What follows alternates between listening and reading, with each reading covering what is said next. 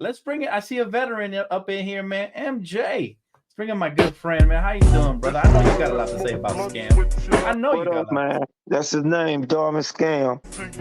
I'm gonna tell y'all the truth, bro. I hate to tell you. I'm gonna be honest with you, Dan.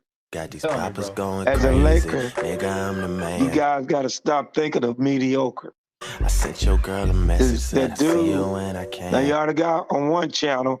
They say the players are trash She sent me one back, on his but one I channel. ain't never read it. He's talking about you right now. The locker room. Cause pussy's on He the said all pussy, the and players I are get it when I trash. need it.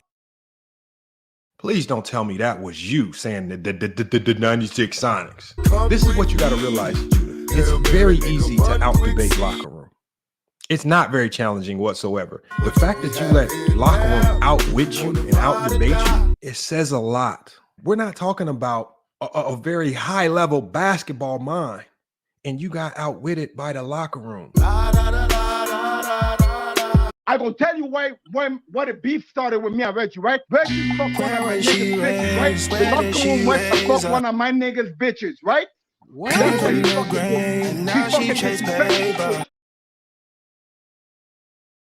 He calls LeBron James fans jockstrap sniffers. So this is for you guys. If you're watching, shout out to all the LeBron James jockstrap sniffers. This is for you. Ticket TV, he calls LeBron James fans jockstrap sniffers. So this is for you guys. If you're watching, shout out to all the LeBron James jockstrap sniffers. This is for you. Ticket TV, he calls LeBron James fans jockstrap sniffers. So this is for you guys. If you're watching, shout out to all the LeBron James jockstrap sniffers. This is for you. Yes, ladies and gentlemen, folks, we are most definitely back, man. We are most definitely back, folks. We are back, man. We are back, folks. We are back, folks. You guys see the title of the show, folks. Looks like Houston's got themselves a problem, folks. Looks like y'all boys got a problem on your hands, man. Yeah. Houston it is, folks. Houston it is. This was the matchup that I wanted in the first round. Like I said, you know, Minnesota would have been okay to me, but this was the matchup that I wanted, right? We already, you know, battled with Minnesota last year. I wanted something different anyway. And I feel like this is the most favorable matchup for the Lakers in the first round anyway. You know, a lot of people talking about, oh, we want the Lakers. No, we want you. This was who we wanted. We wanted you, Houston. We wanted you. Folks, Lakers are going to win the series versus the Houston Rockets. They're going to win. I've seen enough. You know, the last 3 games, folks, the Lakers are 3-0, okay, without Puka and without Aston Leaves, okay? I saw somebody in the chat. Who put that in the chat? Somebody said Aston Leaves. Yeah, Banco, exactly. Shout to Banco in the chat, folks. We are better without Puka and Aston Leaves, okay? Banco says Bronny James is better than Aston Leaves. Folks, we have so many things to talk about tonight, folks. We have so many things to talk about. Y'all do me a favor, folks, and drop a like on the video, man. Folks, the Denver Nuggets just beat the San Antonio Spurs, folks. So the Los Angeles Lakers are now the 4 seed, folks. We are the 4 seed officially. We will be taking on the Houston Rockets in the first round of the playoffs, folks. And guess what, folks? They got to come see us, okay? They got to come see us. Now, this is the same Houston Rockets team last year, ladies and gentlemen. Now, correct me if I'm wrong, folks. Didn't they get clapped up as the 2nd seed last year? You guys can correct me if I'm wrong. Isn't this the same Houston Rockets team, chat? They got clapped up in the first round. Weren't they the 2nd seed? And they got clapped up, I believe, by Golden State in the first round. So, once again, they traded away Dylan Brooks and the bisexual nigga, Jalen Green, right? They traded away those niggas for Kevin Durant. Kevin Durant, this dude's a wanderer. He's a roamer. You know, he's just going all over the country, folks. You know, he's an orphan. He doesn't have a home, folks. Okay. You know, wherever he goes, nobody accepts him, right? He went to Golden State. They didn't want him. You know, he went to Brooklyn. It was kind of weird there. Phoenix, same thing. And now he's in Houston, folks. Now he's in Houston, right? So he's searching for a bandwagon to jump on.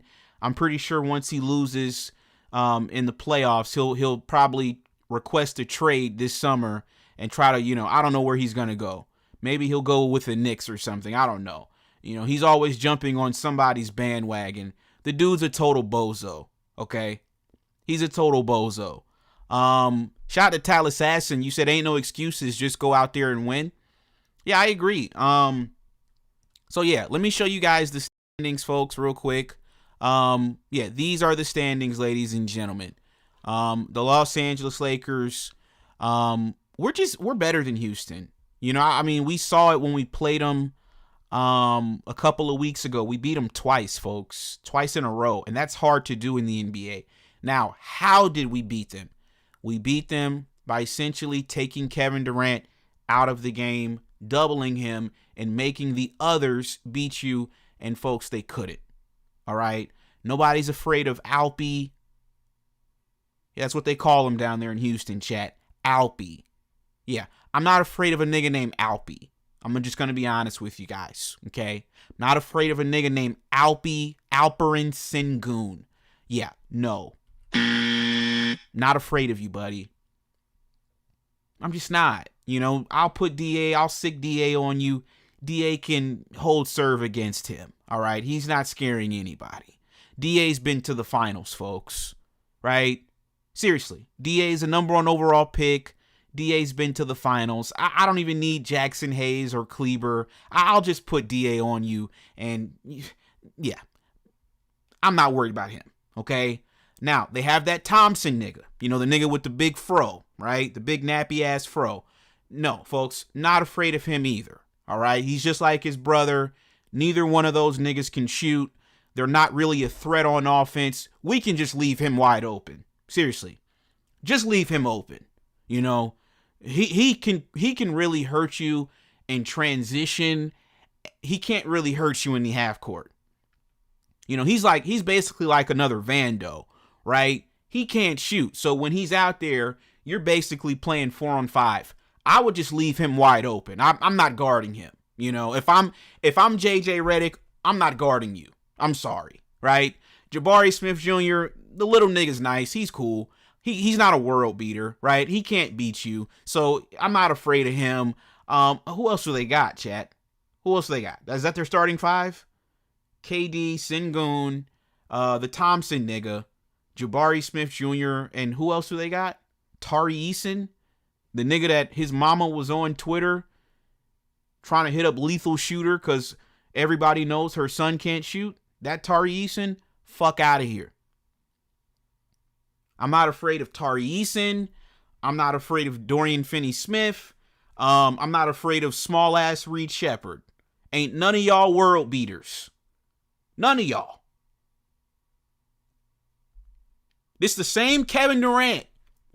This is why I like the playoffs, because now we can just focus. We ain't got to worry about playing, you know, the Rockets today, and then tomorrow we got the Spurs, and then Friday we got the Mavericks. No, we can just lock in now on one team and on a few players. So hold on, let me get this straight, chat. We talking Kevin Durant at this point, right? So let me get this straight. We talking the same Kevin Durant that had a 3-1 lead on Golden State, choked away the 3-1 lead, and then went to Golden State so he can go win a championship. This the same Kevin Durant we talking about. This the same Kevin Durant that got ran out of Golden State by his own damn teammate, Draymond Green. His own teammate ran him out of Golden State. This the same Kevin Durant. This the same Kevin Durant that went to Brooklyn with Kyrie. He couldn't even control Kyrie. He had Kyrie running amok thinking he was the number one option. Nigga, you're the number one option. You're supposed to get Kyrie in line. Was Kyrie doing all that when he was playing with LeBron? I'm asking a question. Was Kyrie running around acting like it was his team when his ass was in Cleveland? No, he was not, nigga. You knew your role, nigga. You're the second option behind LeBron James, all right? LeBron fans. You're the second option behind LeBron James. Matter of fact, hold on. Give me 1 second, chat. Tristan called LeBron a great father after the Chicago game. What? Yes, he did. Great father. Oh, a great father. Oh, I thought he's. Oh, my bad. I interpreted that completely wrong. Okay. I thought you said he was a great father to him. I was like, what? Called him a great father. So, what type of parental role has he played for you and your teammates, LeBron? Oh, okay. So you. Parental role. Honestly, I'm. He's. I don't know how to really answer that question. He's been a great leader for us. I have one father. That's my dad, Frederick Irving. But for us, in terms of learning the nuances of the game and also how to win on the court and also how to carry ourselves off the court, I feel like he's been a great influence in that role. I'm a Rolling Stone. LeBron fans. No, nigga. You don't have one father. You have two. You have two daddies, okay? LeBron's your daddy, goofball. Without your daddy, what have you been doing? Wasting your NBA career. That's what you've been doing, Kyrie. Let's just keep it a buck. The last, decade of your NBA career has been an abject failure. All you've done is just waste everybody's time. You wasted Boston's time. You wasted Brooklyn's time. You wasted Dallas's time. All because you didn't want to get in line and listen to your daddy.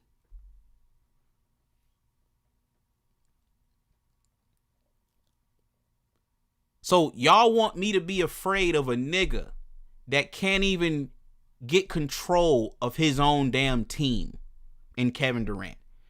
It flamed out in Brooklyn. He couldn't control Kyrie. He then goes and jumps on the Phoenix Suns bandwagon. They bring in Bradley Beal. They already got Devin Booker. You can't win in Phoenix. It flames out in Phoenix. Then you go and jump on the Rockets bandwagon. Are y'all serious, man? And then you got these clowns like Kendrick Perkins talking about, oh, the Lakers don't stand a chance against the Rockets. Nigga, please. Seriously?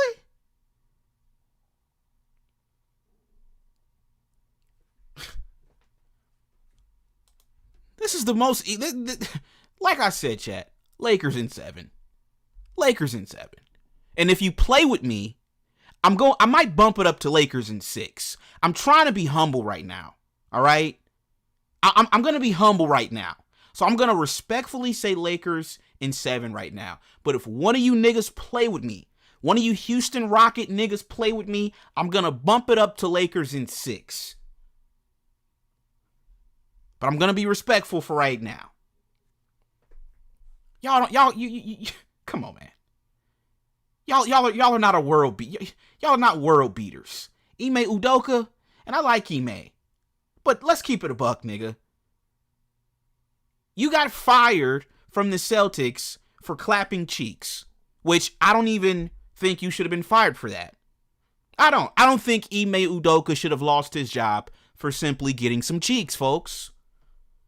To me, that's not a fireable offense. But nonetheless, he was fired, right? Folks, his backup, Joe Mazzulla, takes over and then wins a championship in Boston.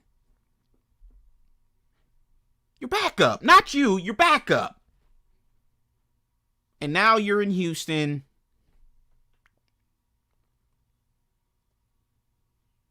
Fifth seed. Okay. Cool. I'm not gonna shit on Ime, but I'm not afraid of Ime. I mean, let's just keep it a buck. I'm not afraid of this guy. You know, he's a good coach. Is he Red Auerbach? Is he Phil Jackson? Is he Greg Popovich? No. I'm not afraid of Ime Udoka. Respectfully. So, once again, explain to me, who's going to be the best player on the floor? It's going to be LeBron James, folks. LeBron fans. We got Maul with the $2 super chat. He says Kyrie was Bron's little nigga. Shout out to Tal Assassin with the $5 super chat. I'm a rolling stone. LeBron fans. He said if the Lakers lose to the Rockets, it's time to turn in the Laker fan card. I don't care if Duka and Aston play or don't. It's time for Mark Walter to clean house. We got the Tethernator. You said all these fakers are LeBron James fans all of a sudden. Yeah, I'm not thinking about losing right now, Tal Assassin. I'm going to be honest with you. I'm looking at this objectively. I really am, right? The best player on the floor is going to be LeBron James.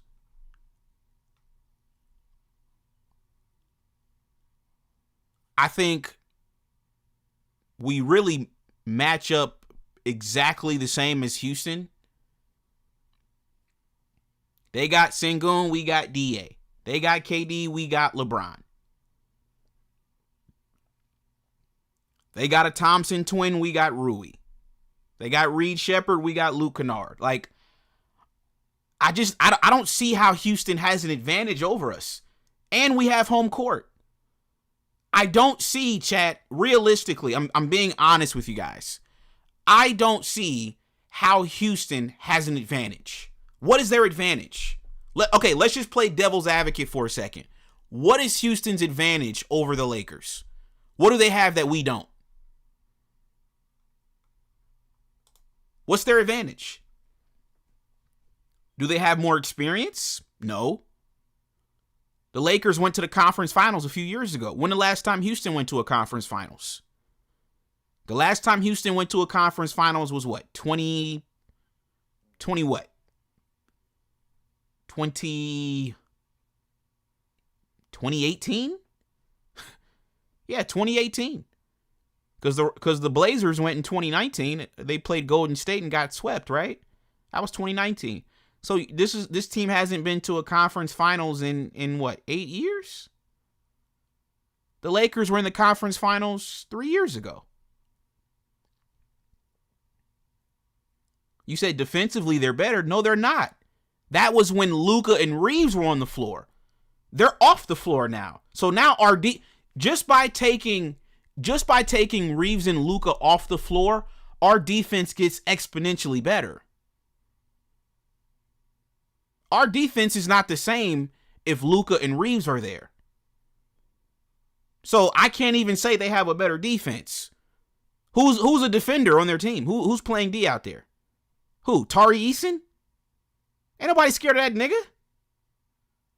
The Thompson twin? Yeah, okay, he play a little bit of defense, but he don't provide you nothing really offensively in the half court. Sengun don't play no D. KD don't play no D. Reed Shepherd don't play no D. Like, y'all gotta stop. They ain't playing defense in Houston, man. Stop it. Seriously, stop. They're not OKC, my guy. Like, we're not finna sit up here and act like they're just, no, they're not the Spurs. They don't got a Wemby. They don't got Lou Dort and Case and Wallace and SGA. Stop it. Stop. We're talking about Houston here. I'm being realistic. I don't see how they have an advantage. I'm really trying to think about it right now. Where does Houston have an advantage over the Lakers? Can we give them one advantage? I done gave y'all like 5-6 advantages we got with the Lakers.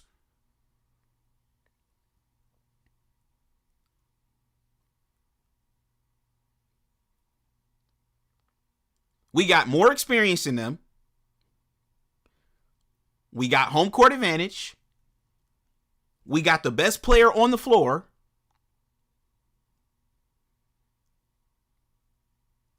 Like I said, chat, I don't see how I'm supposed to be afraid of Houston.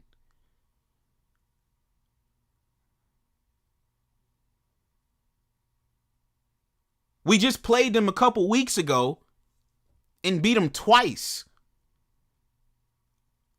if you just take Kevin Durant out the game, they can't beat you. Sengun can't even shoot. Have y'all been watching them? Sengun can't shoot.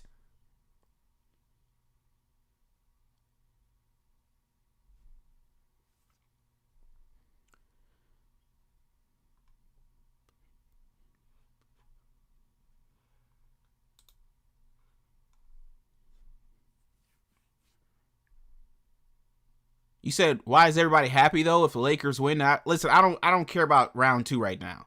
We got to get to round 2. I'll worry about OKC or whatever when we get there.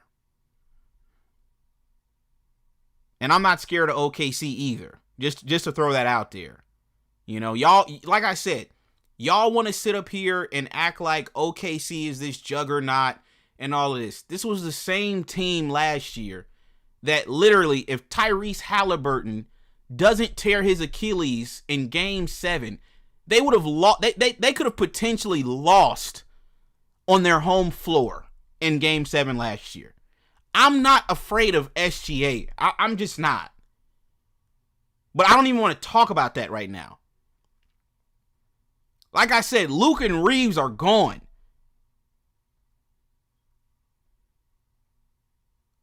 I like our chances better versus OKC without Reeves and Luka. I ain't stunning OKC. It's one basketball. Y'all got... That's the thing, bro. We're in the playoffs now. Now we can start game planning. Now we can come up with a scheme and a strategy on how to beat these teams, which you don't typically see in the regular season because you're playing different teams every night.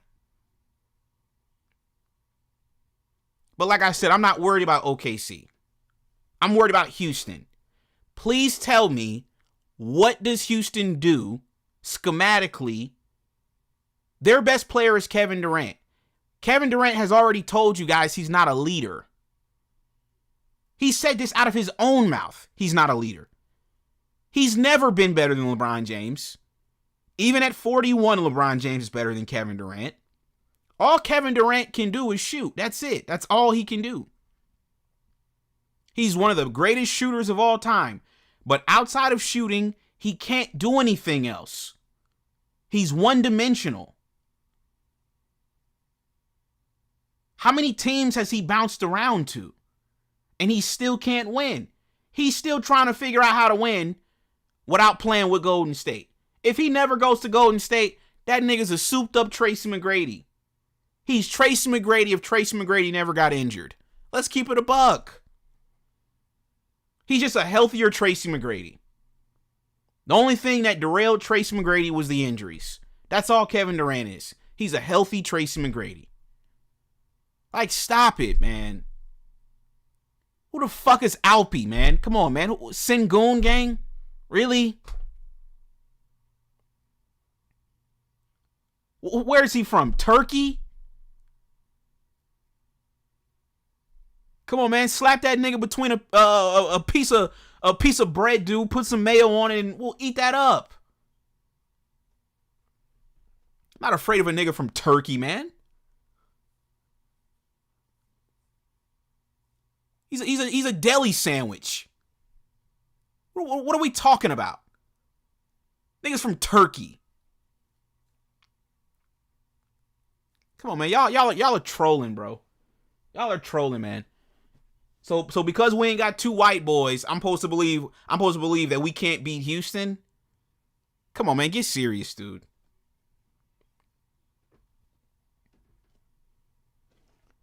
Exactly, AD. Let's pack up KD and let's find him his next team. let's find. I'm a rolling stone. Hey, chat. Let's pack up KD and find him his next team for next year. That's what we should be talking about. Where is KD gonna go next year? What bandwagon? Once KD gets clapped up, we should be talking about what bandwagon he's going to go jump on next year. That's all he does. He's a dick rider, man. Come on, man. Stop it, dude. Stop it, man. See, Charles Barkley Charles Barkley called him on TV the PG version, a bus rider. That's the PG version. He's a cock surfer. That's what he is. He's a cock surfer. Come on, man. Stop it, dude. He said he's joining the Lakers. Listen, I mean, I don't want his ass. I'm going to be honest. You know, I'd rather have Giannis or somebody. You know what I mean?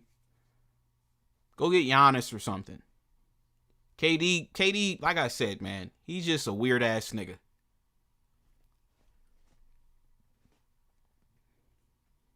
You got the Thompson twin over there. You know, him and his brother, they about washed. Let's just keep it a buck. They about washed, chat. Only thing they got going for him is that they athleticism. I ain't gonna lie, the little nigga in Detroit, he can play some D though. He can play some D. He athletic, but he can't score. He ain't gonna beat you. You said I don't think Houston got a chance because they do not have a point guard. Yeah, that's another thing too. They don't have a point guard. You said KD can't make reads. He's a horrible passer. You said KD's coming to LA. You said KD's burner accounts don't help either.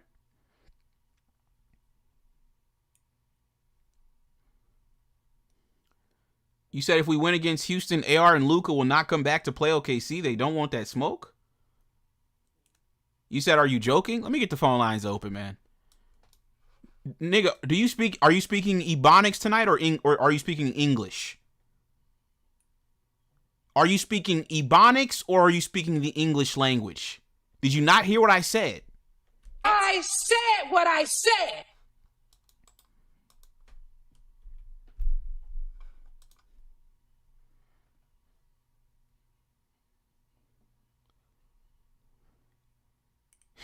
Chat, these stupid ass niggas. Chat, these niggas so stupid, right? See, look.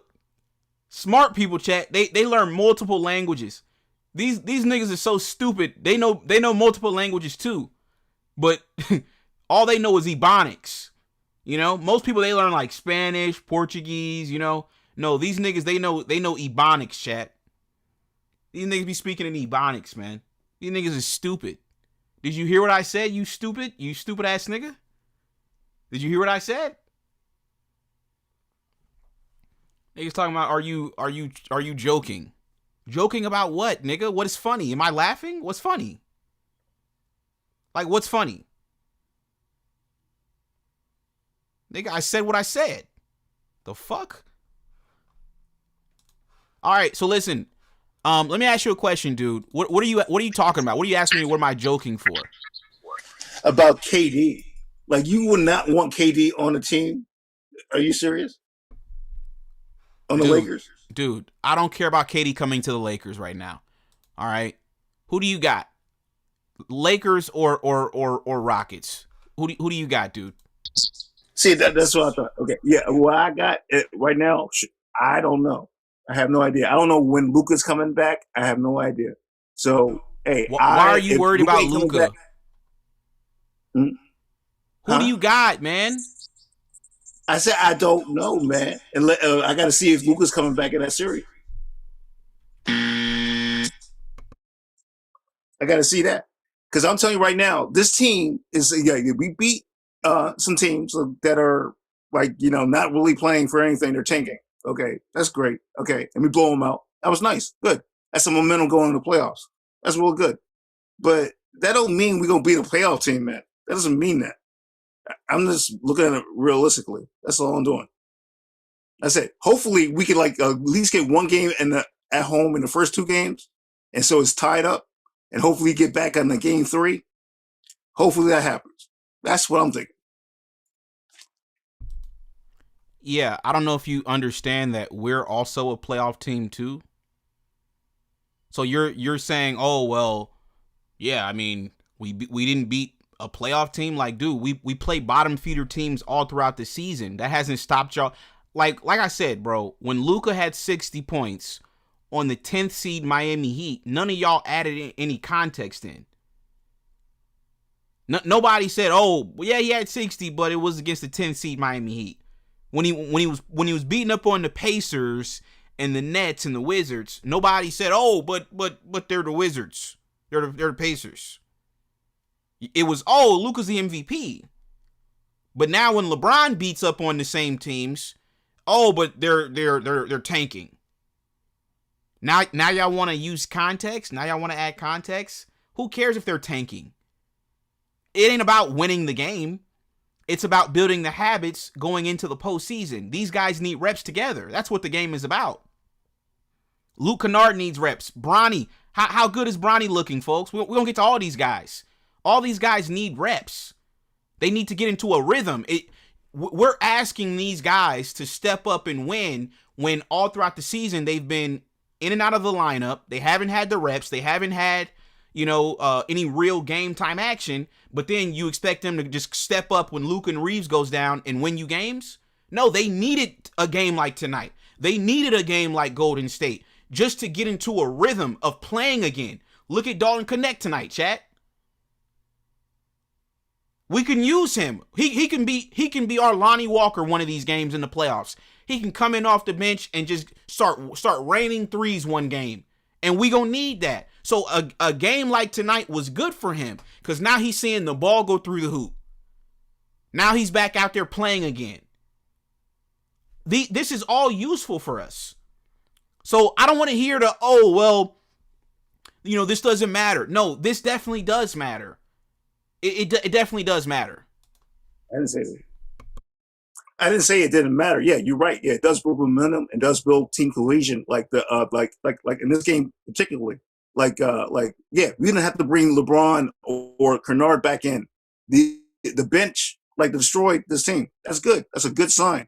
I like that. That's good. But at the same time, this is they only played 7 guys today. Okay, and they didn't play any of the real starters at all.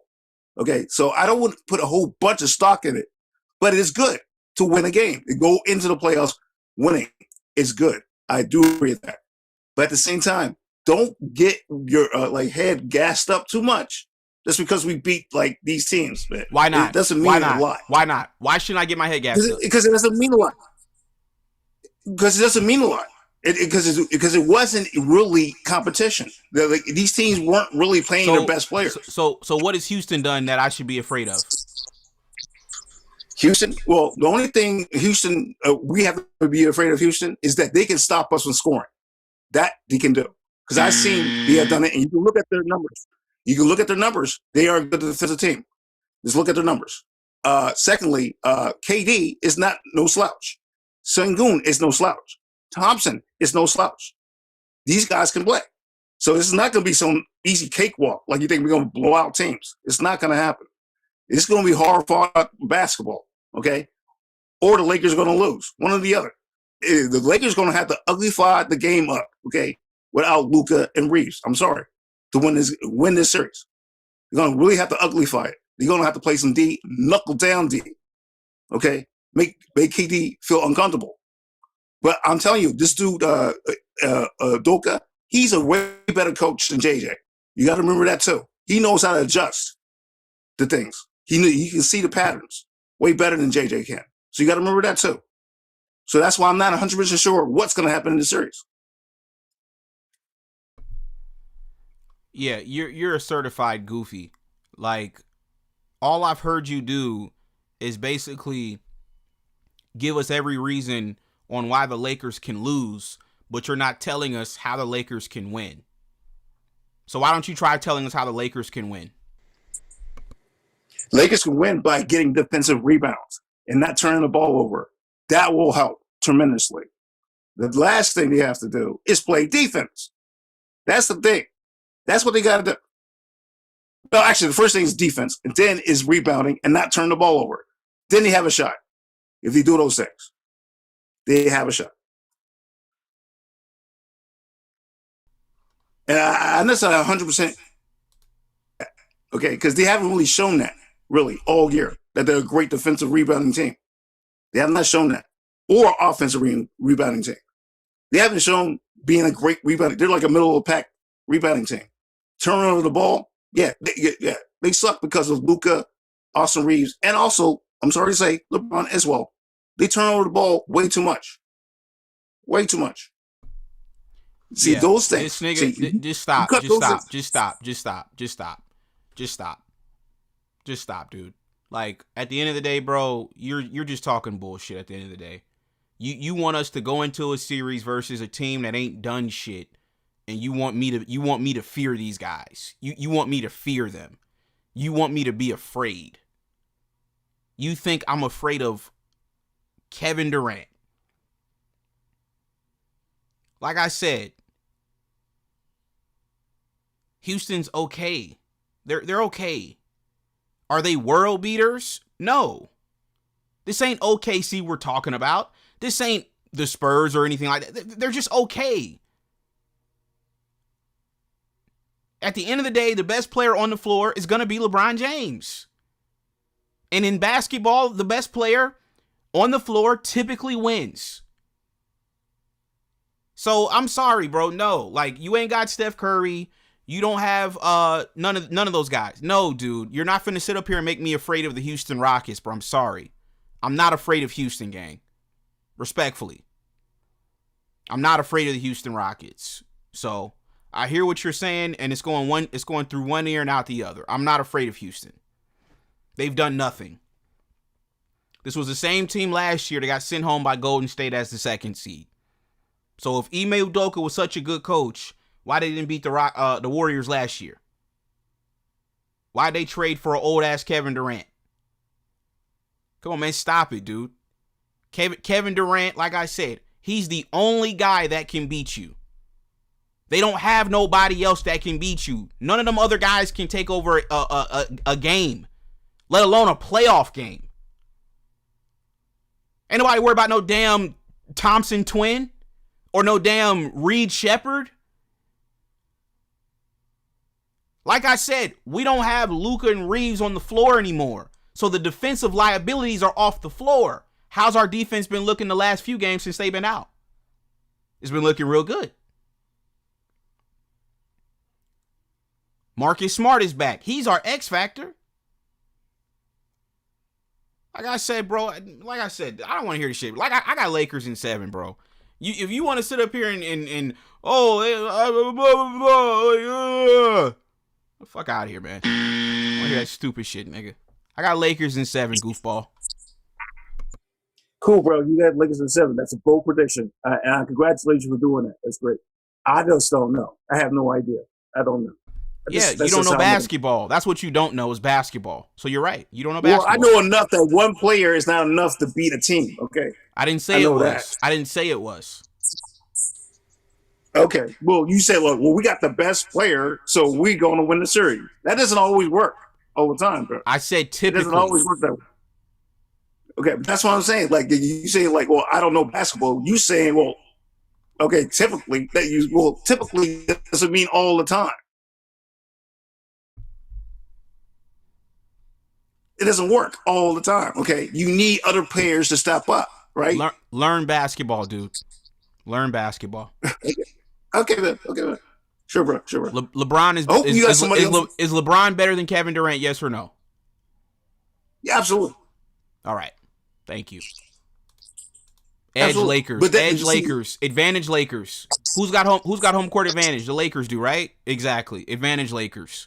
There's too many advantages, clown. There's too many advantages for the Lakers, clown. Now, if we had to go on the road, that would change things, right? If LeBron had lost a step, right, to KD, that would change things. But it's not that way. There's too many advantages for the Lakers to be successful in this matchup. There's just too many. It's too many for me to overlook. It's too many for me to say that the Houston Rockets are going to win this series. That's why I'm predicting Lakers in 7. Ty, what you got on this, man? What's going on, Reggie? I think I lean on both sides. I think if we're healthy, we'll probably beat the Rockets, but I think Luke Kennard, he had a finger injury or something during Phoenix, and I know he struggled with that tonight. He had another injury. I don't see how we don't beat Houston, but I could see how they could be a problem. I think they're offensively, their offense, I think we have a better offense. Their defense is what makes me feel like we could have trouble because they have very, very athletic defenders. And when it comes down to that, Luke Kennard, he's been playing excellent since Luka's been gone. I'm scared if he goes against an Amon Thompson or a Torrey Eason, something else, that might change. It's possible we win. I would expect us to win because LeBron is better than Kevin Durant. LeBron would be the best player and the smartest player on the floor, but I'm scared about the others. I think that's the only thing. The others will determine how far we go. LeBron's going to do what LeBron does. Do we know 100% that the roster is raring to go? I don't know. Our momentum's been kind of weird. I feel like these past 2, 3 weeks, we've had ups and downs. When we get to the playoffs, everybody's got to lock in. I don't even know if JJ has his solid 9 players that he's going to play. So I don't even know what the rotation will look like by then. So that scares me. But I think we should win. I'm going to say Lakers in 6. That's my prediction. I would say Lakers in 6, but if Houston wins, it will be a 7-game series. That's kind of where I stand. Who is this? Chris, go ahead. What's up, bro? Bro, I'm gonna be honest. The Lakers is pretty fucking ass, man. Like Luke Kennard, DeAndre Ayton, Rui Hachimura. Like you're really feeling like they're gonna win this shit? Jake LaRavia, like that's who you're putting your money on, bro. Like these niggas is cheeks, man. So is that your analysis on the series? Is that the Lakers are just cheeks? I mean the series, like you couldn't come up with anything. You couldn't come up with anything a little bit more creative than the Lakers are cheeks. Is that your analysis on the game? I mean,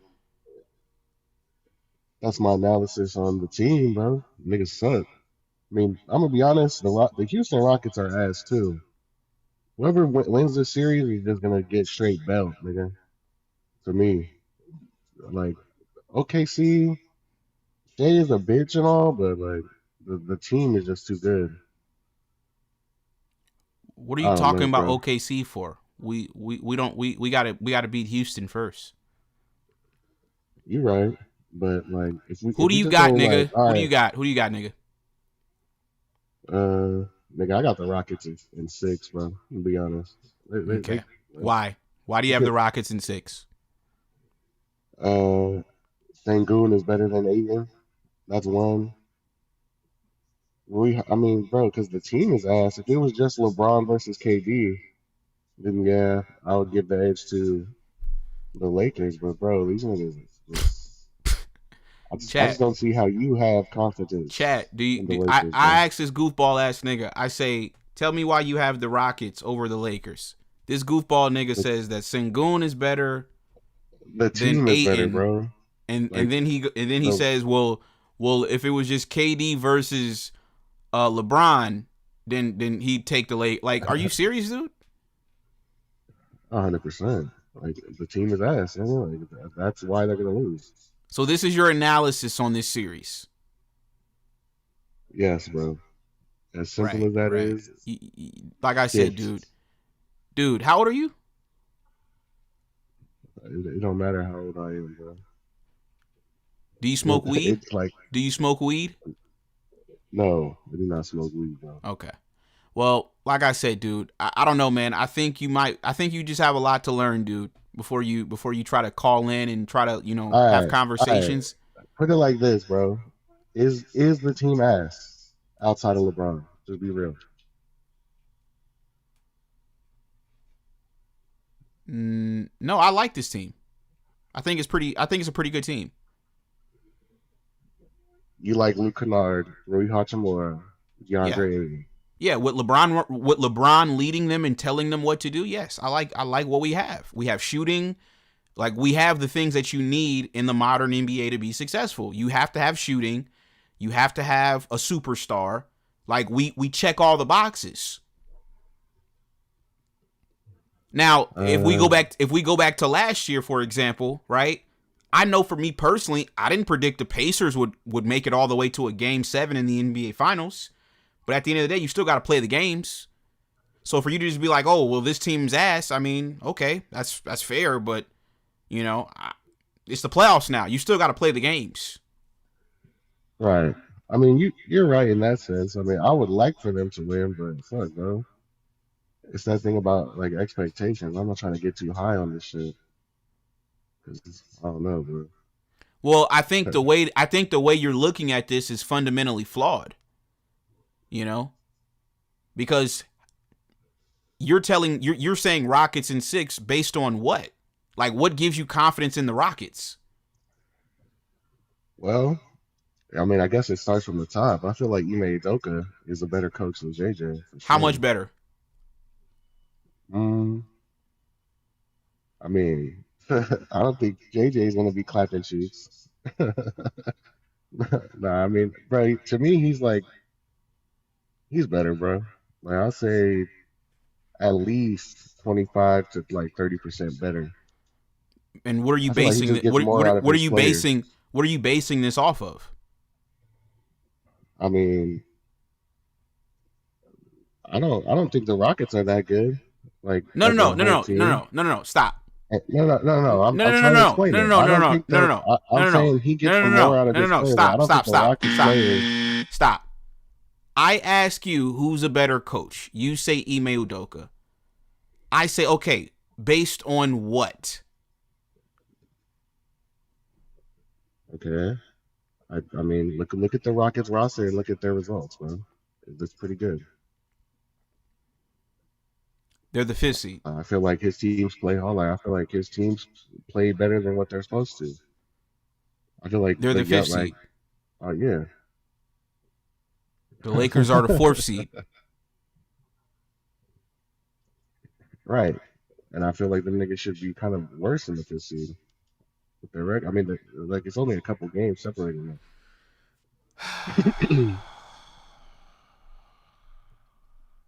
This is pathetic, like, dude. Like, you really think the Lakers are gonna win this series, bro? Like, can we lock in like a nice little 50 piece on this? Dude, I don't even know you. I'm not betting anybody else. No, I'm good on betting you niggas. You can go bet on Prize Picks or some shit. But here's my thing, right? You tell me Ime Udoka's better. I ask you based on what? I mean, okay. So, what makes JJ better? No. Than You Ime, can't then? answer my question with a question. I'm asking you. You said Ime's better. I'm saying based on what? I mean, when he first went to the Rockets, they were like a 30-some win team. Niggas turned that shit around with ease. Like, pretty sure they haven't been below 500 since he's gotten there. I mean, And JJ Redick is a back-to-back 50-win season. Yeah, look who he has, though, bro. Look who Ime Udoka has. I guess that's a good point, but I mean, come on now. There's levels. So, once again, if you're telling me Ime... listen, I'm not going to argue with you till 6 a.m. if you say that Ime Udoka is better than JJ Redick. But... yeah. How much percent are we talking? You say 20 to 25%. I think that's a little bit insane. You think it's lower? Absolutely. Like, if Ime Udoka, if he's 1 through 10, if Ime Udoka's a 6 or a 7, then JJ Redick is right there. He'd be a 6 or a 5. Like, on some nights, you could make the argument he might be better than Ime Udoka. Like, there's not that much of a drop-off between Ime Udoka and JJ Redick. Ime Udoka's not Greg Popovich. He's not Steve Kerr. He's not Phil Jackson. Like, sure. He's none of those guys. He's not the best of the best, but... yeah, he's average. He's average. I feel like JJ, I just feel like he's ass, bro. I don't know. Maybe... yeah, listen, dude. So are you telling me these players on the Rockets are not ass? Because you said the Lakers players are ass. No. So hold on. So let me ask you a question. Let me ask you a question real quick. Is Tari Eason ass? Yeah, that nigga's ass, bro. Okay, so Tari Eason's ass. What about Dorian Finney-Smith? Is he ass? I mean, to me, I like DFS, bro. No. I mean, he's not. Take personal feelings out of it. Is Dorian Finney-Smith ass? Yes or no? Like if it was just like ass and not ass, that's the two options. Yes, that nigga's ass. Okay, thank you. So he's so Tari Eason's ass. What about Clint Capella? Is Clint Capella ass? I mean, bro, I feel like he's better than Aiden. Like there's like if Aiden is straight up. Is he better than Jackson Hayes? SBA, Is he better than Jackson Hayes? to me, yeah, Jackson. I mean, No, Jackson, he's not. Stop it. No, he's right. not. He's not better than Jackson Hayes. Stop it. Listen, dude. The point I'm trying to make is you talking about the Lakers role players is ass. Last time I checked, because I just looked up the numbers yesterday, Luke Kennard is 50-40-90. He led the league this year in 3-point percentage. Houston don't have a shooter better than Luke Kennard. Y'all don't have a shooter better than a 3-point shooter, probably better than Rui Hachimura. Yeah. He's shooting 44% this year from 3. I mean, Reed Shepherd kind of got he kind of is a good shooter, you know? Like, what's his percentage? Let me look that shit up. Yeah, I doubt it's higher than I doubt it's higher than Right. Rui Hachimura or Luke Kennard. Y'all don't have a shooter on either one of those guys' level. Well, not y'all. That's not my team. I'm just saying, like, niggas. I feel like it's a hard matchup. Let me see. Reed Shepherd, 3-point percentage, 40%. Rui's better. Luke Kennard is better. Y'all don't have anybody that can shoot with us outside of KD. Sengun can't shoot. Tari Eason can't shoot. Jabari, he can knock down some shots, but come on. So you're trying to tell me that the Lakers are ass, but the Rockets are they're ass too. If the Lakers are ass, the Rockets. I do agree with that, but I feel like they're ass. Like if the Lakers role players are like SBA, these niggas are just cheeks. I was just about to pull up my ass chart. Yeah. So you are familiar with the ass chart. Yeah, I've been watching, bro. I've been watching. I'm a rolling stone. I was just about to listen. You beat me to the punch, chat. I was just about to whip out the ass chart. Now, if you guys are new here, there are 5 different archetypes of ass. Okay, there are 5 different. There's levels to ass, right? So you have 5 different layers, 5 different levels. Excuse me. You have butt. You have booty. No, excuse me. You have butt. You have buns. Then you have booty. Then you have cheeks, and then you have FBA. That's the highest form of ass that you can possibly be. That's full-blown ass, right? So, like I said, dude, if we went down the list, in my opinion, I think the amount of players on Houston that are FBA would equal out to about the same amount of players on the Lakers that are FBA. I'm going to make the argument. I think personally, bro, the Lakers have a better roster than Houston. I'm just being honest with you. Ty, what do you think? We definitely have the better roster. In fact, to argue the point, Ime Udoka and the Rockets underperformed this year. They're not actually as good as the record shows. They had Kevin Durant, all these guys, and their offense is terrible. We have a way better roster than them. 100%. It's not comparable. They really just got cones on offense. I don't know, Reggie. I don't know how you feel about that. Offensively, if you take Kevin Durant out the game, who's going to score? I mean, Ahmed Thompson is just a slasher. So if you have people in the paint, that takes his game away. Sengun is like a slimmer Jokic, but he's not very physical. We're just a better team. We play better. I think Reggie's right. Hands down. I hope it's true, bro. I would love to. I mean, it is. I mean, Ime Udoka's not that good of a coach. KD. It's like how Reggie said, get that nigga a new team, bro. That shit's funny as hell. KD's such a bitch. That's why I don't understand why you came on the show talking about Rockets in 6. KD's like, who's afraid of KD? I don't know, bro. That's just how I feel about it. I don't know. I just don't trust these niggas, bro. They're just gonna sell my king. That's really how I feel about it, bro. I mean, I could be wrong. I hope I'm wrong. I mean, listen, I guess I can understand you, but you know, I mean, if it's the battle of the ass, I mean, that seems like what it is to you is battle of the ass, which is fine, but you know, we got LeBron as our chief of command. So Yeah. I think he will do a better job of directing the troops than Kevin Durant will. I see the Rockets imploding, to be honest with you. I see them imploding. I'm not a believer in KD and his leadership skills. I'm not a believer in the Rockets' chemistry. I'm not a believer in their role players like that. I'm not really all that impressed with the Rockets. They're just a middle of the pack team to me. Slightly above average, but I mean, don't shit, I you don't might have fear told me, them. bro. Like, shit, I might be rolling with the Lakers now. Niggas are really like, I don't know, Wait, but bro, what'd like you I say? said, it's hard. I might be rolling with the Lakers now, but bro, it's just hard for me to believe in some of these niggas, bro. That's Well, just, I don't know. see. Here's the thing, though. Here's the thing, and Ty, you can attest to this. A lot of these players have been suppressed. It's like LeBron, right? LeBron is averaging 21 on the season, but ever since Reeves and Luka went out, he's averaging damn near 30. So you're probably down on these players because when Luka and Reeves were out there, the players weren't able Niggas to just be really holding the step up ball. and show what they could do. Yeah. So I think, like I said, that's why I say I think you need to change the way you're looking at this. Like 100%, like end all be all. The Lakers are better without the two white niggas, bro. Like hands down. Like Luca is just a straight cancer. That nigga's never gonna win. Like you really, like I don't know, bro. Niggas be saying he's like him.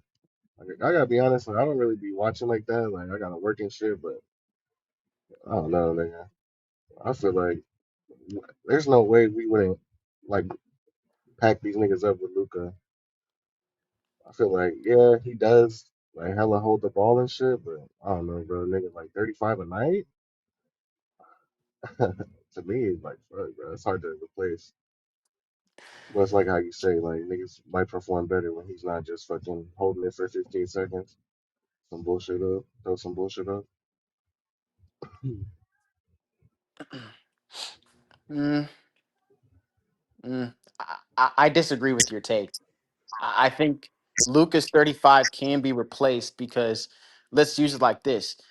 Luke Kennard, for example. With Luca, he probably averages maybe 5 or 6 points. Without, he's pushing 15. Okay. LeBron, he averaging 21. Now he's averaging almost 30. So that's already 7, 8 points right there. Now let's combine Rui. Let's say his points go up, his shot attempts go up. DeAndre Aiden, that's 30 right there. That's 35.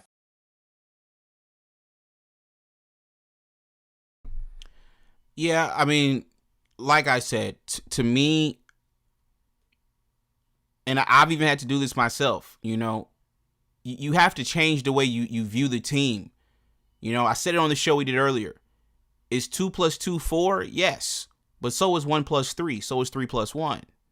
So is 0 + 4. So you can win in a multitude of ways. We've just gotten used to winning with watching Luka jack up 30 shots a night that now fans don't think we can win another way.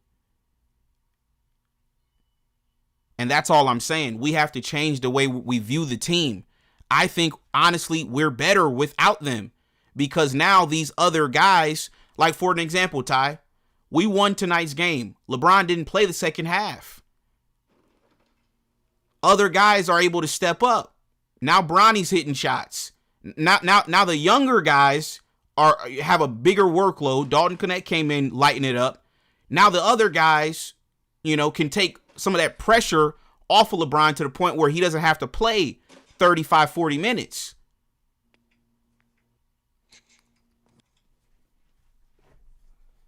I mean, you're right. You're not wrong. I mean, at the end of the day, it's not about one person doesn't need to make up Luca's 35. The team overall needs to get more points to make up his 35. So if we can get a collaboration of all our players to get that points, we're not missing anything from Luca. And I mean, we aren't missing anything from Austin Reeves. I apologize for bringing his name up, but we're But not missing Ty, anything from him. and you notice how we're only talking about offense though? What about Right. defense? We're gaining with them being off on defense. Our defense is better without them. Mm-hmm. So forget the offense. I'm thinking about the defensive side of the ball, which is why we can't ever win with them, because they don't provide you any resistance defensively. Exactly. So now that we have Marcus Smart and Vando and LaRavia and all these other guys defending, we look like a completely different team. That's why I say I'm not afraid of Houston. I would be more afraid of Houston with Luka and Reeves because they don't play D. People don't factor that in.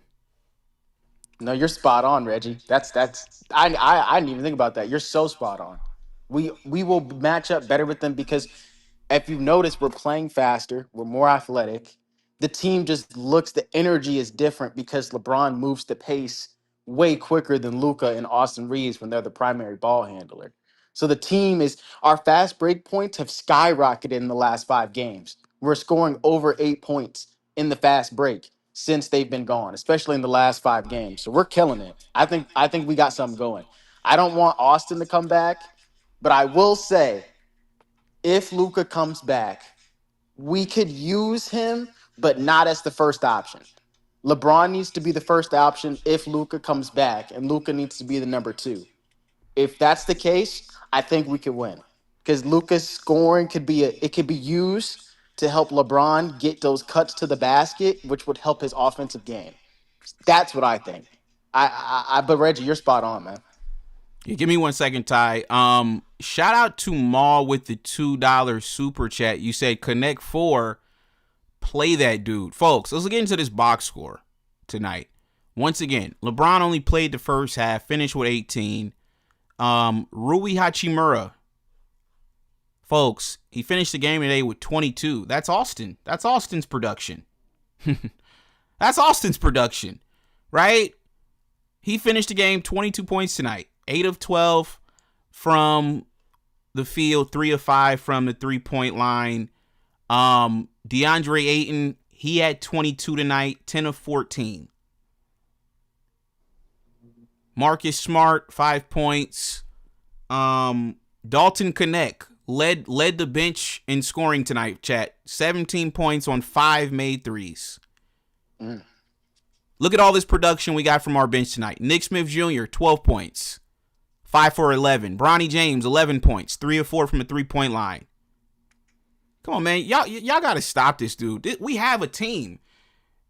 We have a team, Ty. We just couldn't see it because all the shots are going to 2 guys. Yeah, you're right. So that's why I say we have to change the way we're viewing this now. It's completely different. This changes everything. And I'm telling you, if we lined up our roster against Houston's roster, I'm telling you we have the better team. I'm not saying to have a bad team because they have players too. They have good players too. But our team is better overall. From top to bottom, we have a better team. And it's indicative in the standings. Look at the standings. What do you got, Kwame? Basically, what I'm just trying to say about Udoka, he's a better coach because of this. Number one, when he was with the Celtics, okay, they sucked the year before that. You remember that? And he took them all the way to the number 1 seed. The Houston Rockets, they sucked, okay, the year before he got there. And they didn't have a number 1 option. He didn't. So they got a number 1 option this year with KD, and it hasn't really done much more with the roster. That is true. But at the same time, he knows defense and offense. JJ only knows offense. See, this is the difference. This is the difference that we have to look at. This is the difference. Defense is a very very unique thing to coach. It's about getting close and not letting anybody get in and get any kind of room. The Lakers don't do that. I didn't even see that in this game.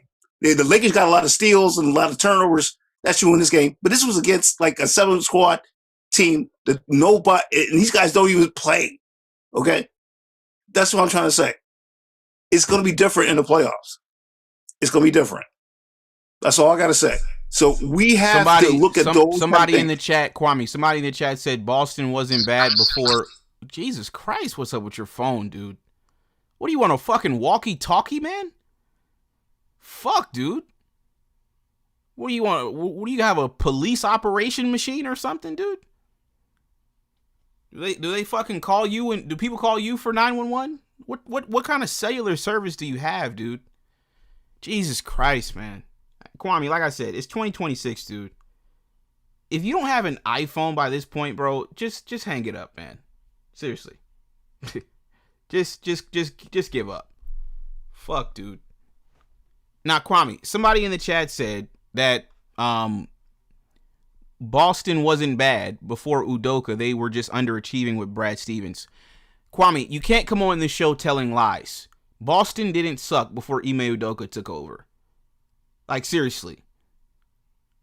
That's why I say, dude, like, y'all be wanting to talk basketball and you don't know basketball.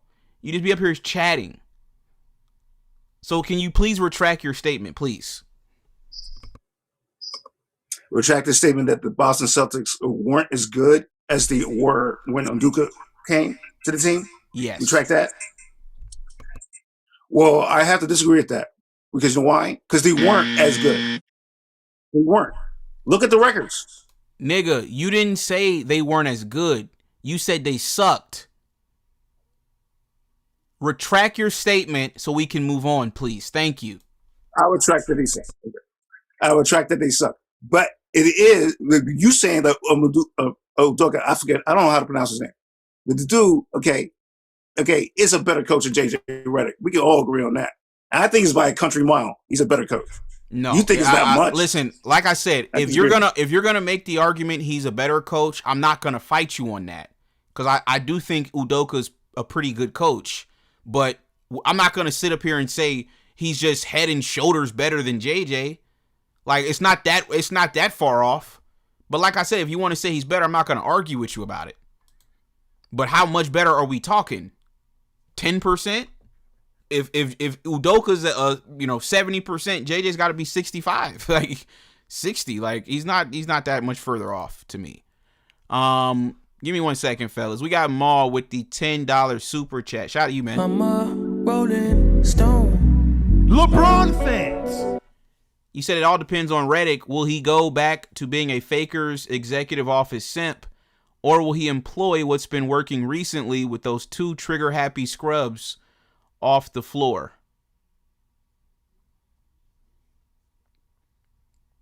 That's funny, man. This dude said, will he go back to being a Fakers executive office simp? Or will he employ what's been working recently with those two trigger-happy scrubs off the floor? Listen, Ty, without Austin and Luka, like I said, man, more shots for the role players. Right. More shots. We look better. We look a lot better. Everybody kind of knows their role now. And I think that problem that a lot of us had at the beginning of the year was Luka and Austin Reeves changed everybody's natural role. Now they're gone. Everybody can actually play the way that they're supposed to play. We look different. This is a whole new team.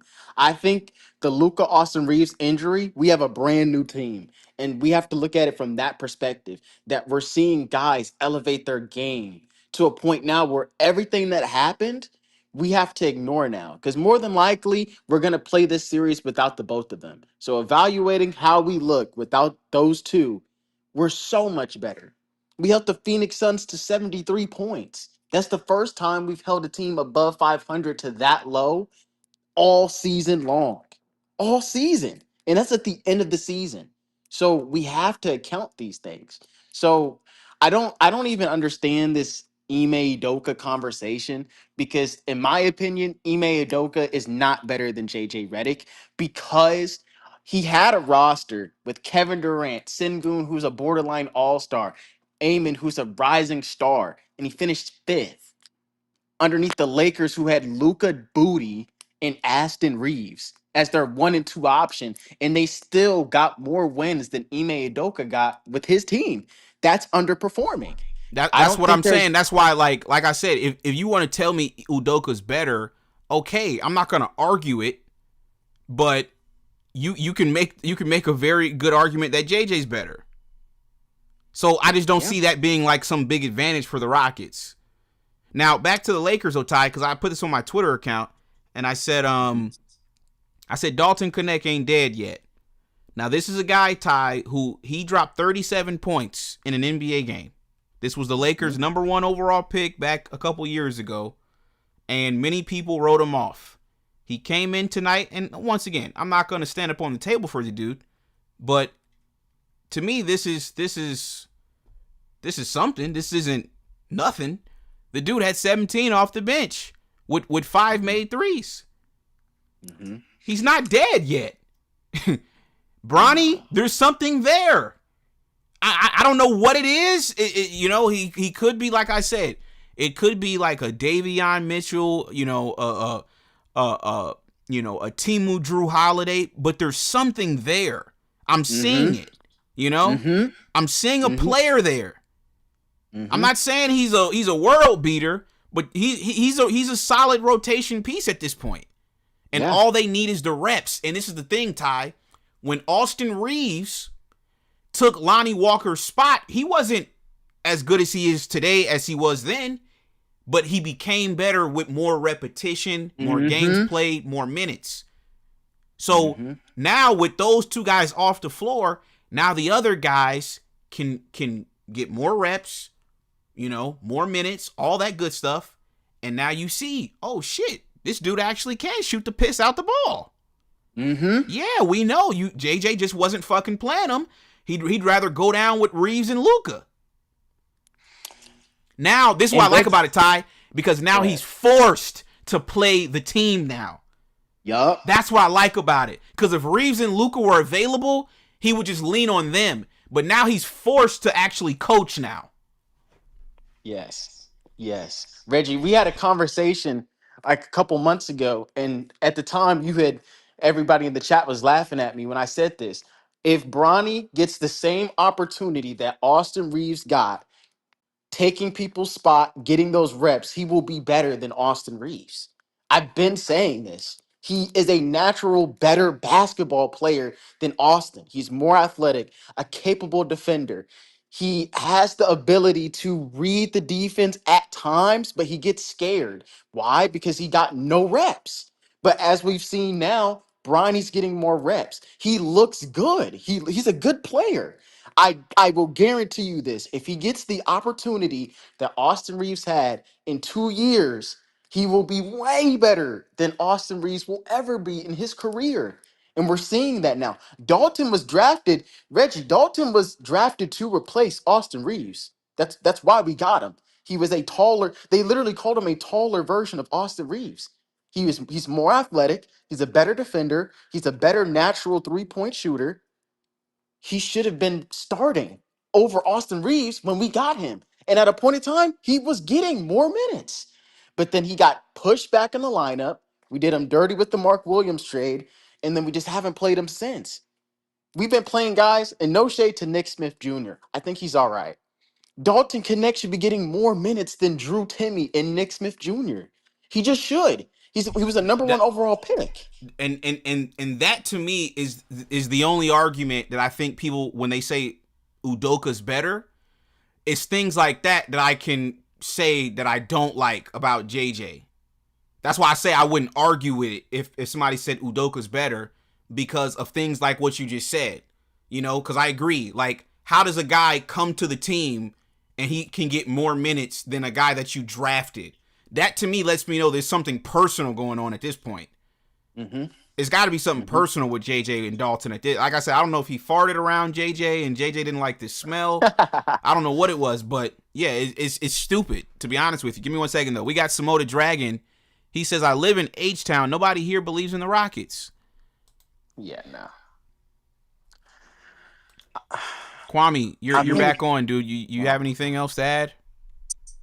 Yeah, I agree with that guy from Houston. Said, like, yeah, I wouldn't believe them either. They ain't going nowhere. They ain't winning no championship. Yeah, that's true. But I'm just talking about this first round matchup, and I'm just trying to say, like, it's more even than you think. Okay, and I think you're taking too much stock in these last 3 games.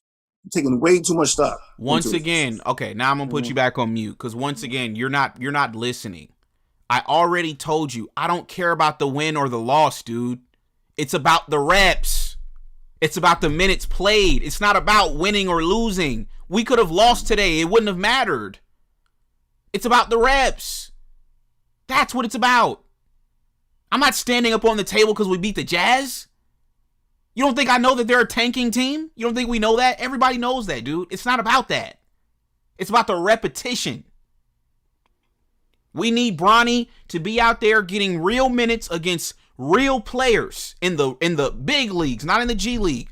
Same with Dalton. I need them out there getting minutes. Fuck, man. You keep saying the same shit, nigga. Yo, bro. Okay, fine. Those reps don't mean shit if you don't win, bro. Or if you okay, what if these guys are shooting around? What if these guys are just shooting around and missing shots, not getting rebounds, turning the ball over? What does that show you? That this team is a total ass. Ty, this nigga's actually stupid, man. You have see, you know what if the Lakers were doing what they did today, exactly. Yeah, you want reps of being successful, making shots, getting rebounds, getting steals, playing defense. You want positive energy going, and that's what happened. That's true. But what if it was the opposite thing, and it was just showing that this team is total ass? What would have been? See, no, that's what you want. So it's not hold just on, about reps. Ty. No, Kwame. That's what you want. You wanted us, right, without Luka and Ashton, to go out here and lose all 5 of the games that we played. That's what you would have wanted. But it didn't happen. And because it didn't happen, now you're trying to find any way that you can justify us winning instead of just giving the team credit. All you gotta do is just give us credit, Kwame. That's it. But you're just like Lakers. You're just like Trevor Lane. You're just like Jovan Booty. We win, so you're like, oh, but it's the Jazz. But when Luka was dropping 60 on the 10th seeded Miami Heat, y'all called him the MVP. Come on, man. Y'all gotta go on somewhere with this hating shit, dude. Make up your mind. Are you with us or not? Because like I said, Ty, Luka and the white boys are gone. So now I'm back on board. I wasn't fucking with it when the white boys was on you know, in the starting lineup. The white boys is gone now. I'm fully on board with this team. This is a better team than the 2018 Cavaliers. This team is better. My GOAT went to the finals with Rodney Hood, Jordan Clarkson, George Hill, nigga. That's who my GOAT went to the finals with. So I believe in this roster from top to bottom way more than I did in that Cavaliers team in 2018. LeBron got a lot to work with. And I think, like I said, you're just being a fucking hater and you're being a goofy. And you need to knock it the fuck off. No, bro. I think it's good that the Lakers showed that with their bench players that they have shown success. That's good. Okay, even against this weak competition, that is a good thing. I'm not saying it's a bad thing. Yeah, it's way better than looking like total ass and losing all these games. I want the Lakers to win. Okay, I want them to win. Okay, that's what I want to have happen. So I don't know why you think I want the Lakers to lose. I don't care who's on the damn fucking squad. It could be all the bench players, or we got every greatest player in the world playing on the team. I want the Lakers to win. So don't call me no hater. I want the Lakers to win. Don't be saying that about me. Okay? That's not what I'm saying. I'm just saying, just don't get your your expectations too high. Okay? That's all I'm trying to say. The fuck out of here, nigga. Ty, it's like I said, man, these niggas are stupid, dude. They don't get it, Reggie, because the thing is, it's about confidence. Like, if, for example, with Bronny or Dalton Connect, if they barely get minutes all NBA season, right, and then they finally get minutes, they're not going to come in just knocking down all their shots. That's not the point. It's about progression. And Ty, not to cut you off, but that's what happens, right? And then after the game, the fans are like, oh, that guy sucks. No, you're not being realistic. It's the same thing with AD. Even I had to stop doing this with AD because I had to start realizing what we're asking of him, right? We're asking AD to go get us 30 points on offense and then come back on defense and be an all-NBA caliber defender. That's unrealistic. We're asking way too much of him. Why? Because D'Lo, Reeves, Dennis Schroeder, all these guys weren't doing their job. So now AD has to overexert himself, right? And then when he gets hurt, Laker fans are like, oh, but he's always injured. Well, he's always injured because he's making up for that white boy that y'all be pandering for, Aston Reeves. But they don't see that. And it's the same thing with the role players. Niggas will say, oh, the Lakers don't have a bench. How do you expect bench players to be successful when they check into a game cold, play for 3 minutes, and then miss a shot, and then JJ subs them out? You're not being fair. The same amount of shots that y'all let Reeves and Luka shoot, why don't y'all give that same opportunity to some of these other players? Mm-hmm. These people are not realistic. They don't understand how this works. You cannot. It's like a rapper. You think you can just take any Joe Blow off the street and tell him to go make a hit song? You're gonna need some repetitions. You're gonna need you know what I'm saying? You're gonna need to practice first. You can't just walk into a studio and think you're gonna be Drake. But no, they want a nigga to be sitting on the bench like Vando. They want a nigga to be sitting on the bench for 5 straight games, cold as fuck, and then come in, right, second quarter and have a Ray Allen type of shooting performance. They want him to knock down 5 threes. Come on, man. Be realistic. That's all I'm saying. You got to be realistic about what you expect from these players. You cannot ask Vando to be Ray Allen. You cannot ask Bronny to come in and be, you know, Lou Williams in year 2 or 3. Give him some time. Let him develop. Give him some minutes. Let him play a little bit. And then my thing is, y'all didn't do this with Reeves. Y'all don't do this with Luka. When they go out there and shoot, when Luka goes out there and shoots 11 for 29, y'all say he the best player. But then let Bronny go out there and go 1 for 5, and it's like, oh, but Bronny's trash. Man, stop it, man. Cause Ty, when Luka starts 1 for 5, you know what he does? He'll keep shooting to make the percentages look better by the end of the game. So he'll start out 1 for 5, but then by the end of the game, he'll be 7 for 15. And the fans will be like, oh, well, he had a good game. But then if Bronny goes 1 for 5 and then he doesn't play anymore, people are going to be like, he sucks. Mm-hmm. Yeah, it's ridiculous because they don't have the patience. It seems like, and I'm going to say what it is. The black players don't get that type of patience. I was just about to say they don't have patience for the blacks. That's what it is.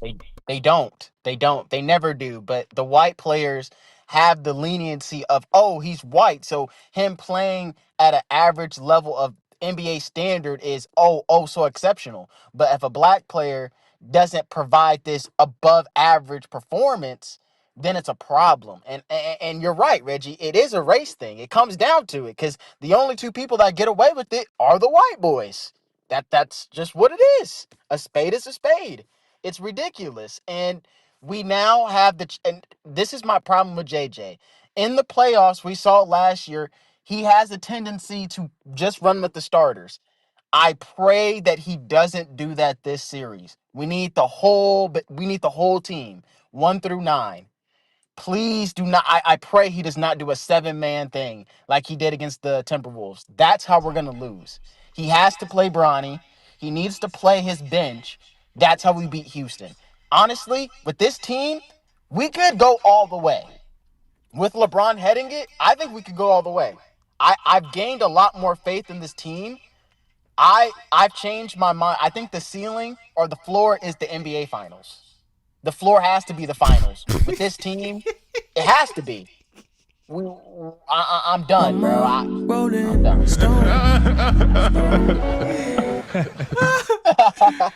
Oh shit, that's funny, man. Give me a minute, Ty. We got Bruce JG in the chat. He says, Reg, you say the Rockets have only one guy in KD, but it's the same thing with the Lakers. You have one playmaker. You should have picked up Chris Paul. Dude, are you serious? Chris Paul is averaging 2 points this year, dude. Chris Paul is beyond washed. Seriously, like, you know how, like, you put your clothes in the washer and then they have, like, the wash and then the rinse and then the spin cycle? Chris Paul is beyond washed. He's rinsed at this point. Seriously. He's rinsed. He's not washed. He's rinsed. Stop it, dude. This nigga said Chris Paul.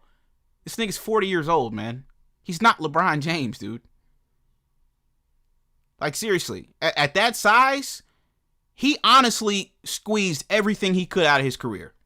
Because at that size, you're not really supposed to play past your mid-30s. I mean, I don't even think AI made it to his mid-30s. Like, the fact that Chris Paul made it to 40 is really a testament to his dedication to the sport. But no, man, it's over with for Chris Paul. You say Chris Paul's better than Bronny? No, the fuck he's not. No, the fuck he's not. I'll take Bronny at this point over Chris Paul. No, I'm not going for that. I'll take Chris Paul. I mean, I'll take Bronny right now over Chris Paul. Bronny's better than Chris Paul right now. Chris Paul he's done. It's over. Like, I don't even know why y'all bringing up that name. That shit is over with. Like, his career is over. The Clippers sent him home. Like, what are we talking about? The Clippers sent him home in the middle of the season.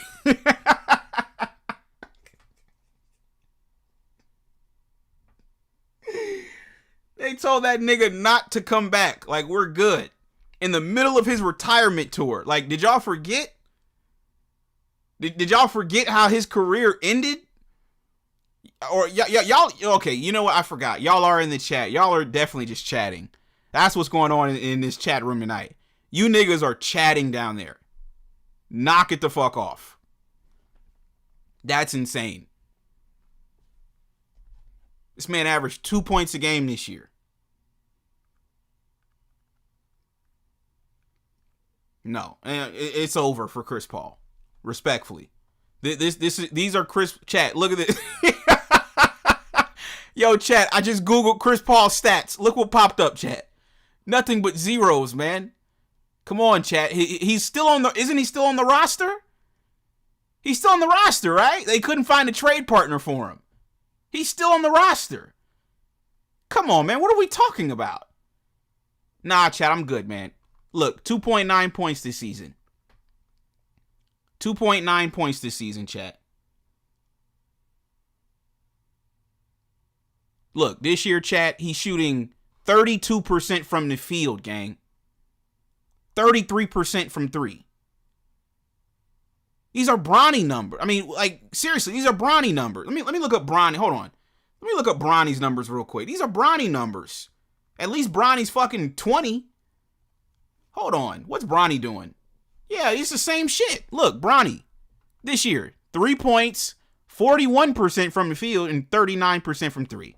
You niggas in the chat just chatting, dude. You niggas in the chat just chatting at this point. No, Bronny's better than Chris Paul. I rest my case. But Ty, what were you saying though?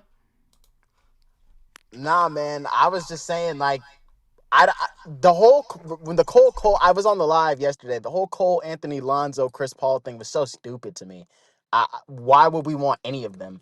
We don't need another guard. We have the best playmaker and ball handler in LeBron James.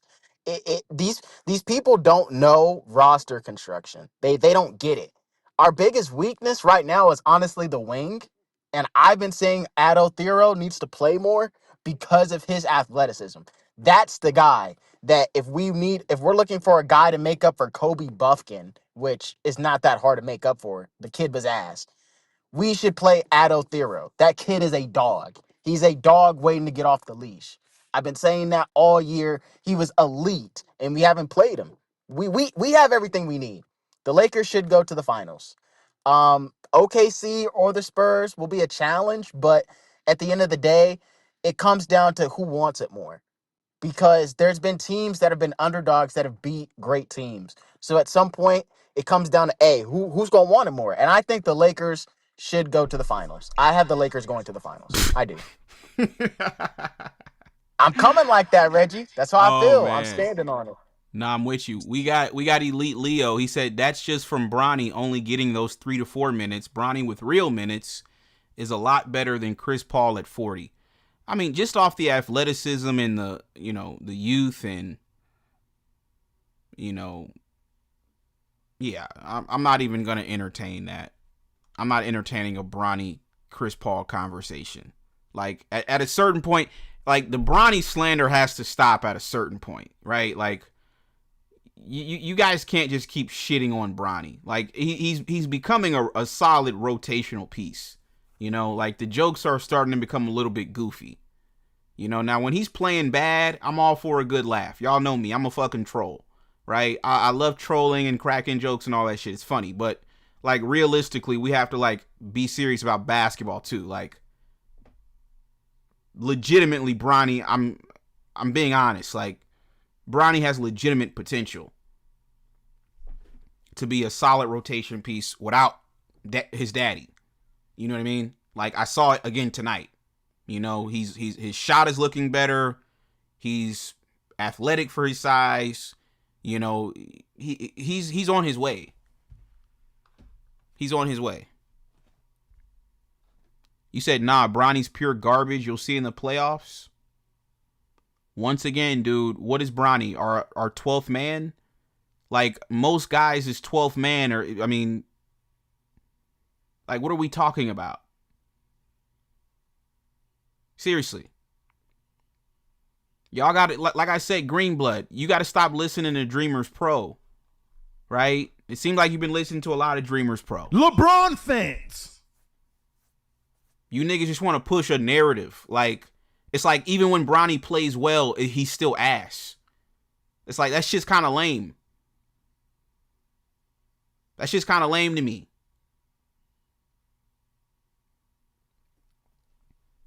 Like I said, I'm all for a good joke, but at a certain point, it's like, are y'all going to analyze basketball or y'all just going to keep trolling? But yeah, what were you saying, Otai? No, you're right. I mean, Bronny deserves a chance. He needs a chance. I think he should be, I'm not going to say a major piece in our rotation in the playoffs, but he deserves to play. And it comes down to, is JJ going to go back to his old ways, or is he actually going to coach and utilize his team? But we got a chance. At this point, there's no excuse. So we just got to wait and see. I think we got one more game before the playoffs, but yeah, we got 4-4-4. What do you got, dude? Hey, what's going on? Yeah, let's chill off on the Bronny slander, man. It's not that serious, you know. Come on, guys. The kid is actually producing and developing quite well, and if nobody can see that, that's just pure hate. Yeah, I got us. I'm gonna take it game by game. Um, so playoff wise, I'm gonna just take it series by series. I got us winning the Houston series. After we win the Houston series, I'll come back to the table and reassess and see what I learned from this series and look at my perspective on the next series to come. But I like what I see so far. I agree with the young man saying, I guess the wing. Yep, I can agree with that. Give him a little burn. But yeah, I like what I see so far. So I'm excited. So who you got in the series 4-4-4? In the Houston and Lakers? Yeah. Oh, I got Lakers. I got Lakers winning that series. Absolutely. I got them. I got them winning in 6. Why do you think so? KD is not. He's not a threat. You pressure KD, he doesn't really know how to pass out of double teams. His handles become quite shaky. Houston doesn't really have consistent offensive power. Shepard is kind of streaky. I mean, Thompson is super athletic, but his shot sometimes could be a little wonky. So a lot of his stuff is at the rim. Easton hasn't, he's been really kind of bad. I mean, he's not offensively, he's just not been great. Jabari, though, he could be a threat if he's hot. I think that a lot of our talent will be able to compete. I think you shut KD down, and I think they kind of fall apart a little bit. I'm not confident in Houston.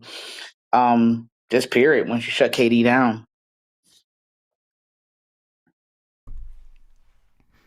Yeah. Yeah. Like I said, when LeBron is, and once again, me and Ty was talking about this before you called in.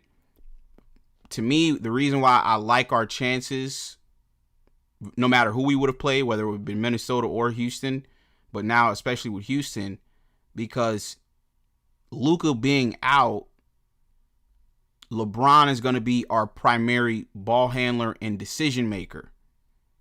And that to me is better. I put out a tweet earlier. Is people is going crazy about it on Twitter. I put this tweet out, 444. I said, watching LeBron run the Lakers is so much better than watching Luka. I just think LeBron James is just the superior cerebral mind. And when he's the one dictating the offense, making the reads, it's just like it's contagious almost. You know, the ball is fine, it's moving, it's finding the hot hand. There's no like jealousy out there. And even let me just talk about DA for a second. It almost felt like when Reeves and Luka were out there, that DA would just be like running a lot of the time up the floor, and like he would start to get agitated and annoyed at not getting the ball. And I'm not seeing that now. Like he's looking a lot more engaged than what he normally looks with Luka. And I think that's the case because playing with LeBron, he knows LeBron's gonna find him. Agreed. I also like what Marcus Smart's been able to do. His facilitating has improved a lot actually. Getting a lot of rotations with the team. You're seeing how instrumental he is. So I think between Marcus Smart, LeBron, and Luke Kennard, their ability to facilitate at times is going to also be major. And like you say, an engaged DeAndre Ayton is really good. The more engaged he is, it's the better for us. I just want to see him lock down the paint. If Ayton locks down that paint, it's a wrap for Houston. I mean, all the way, literally. Because outside of KD, it's just Amin Thompson, who is like athletically just gifted. You know what I mean? So it's like it's a wrap. I'm excited. Yeah, I'm not that big of a believer in their offense, in Houston's offense. Like I said, it's just too many things that I can point to with Houston, which is why I lean Lakers and like I said, I'm leaning Lakers in 7. You know, home court advantage, best player on the floor is going to be LeBron James. I just think from top to bottom, we're just a better team. Coaching, like I said, if you want to give the edge to Houston, I wouldn't argue it, but I think it's closer than what people would want to acknowledge. And then, yeah, I think you're definitely going to need shooting, Ty, in today's NBA. I think we're a better 3-point shooting team, outside of, maybe KD and Reed Shepherd. Maybe Jabari Smith Jr., but none of those guys are shooting better than Luke Kennard. I don't even think none of those guys are shooting better than Rui.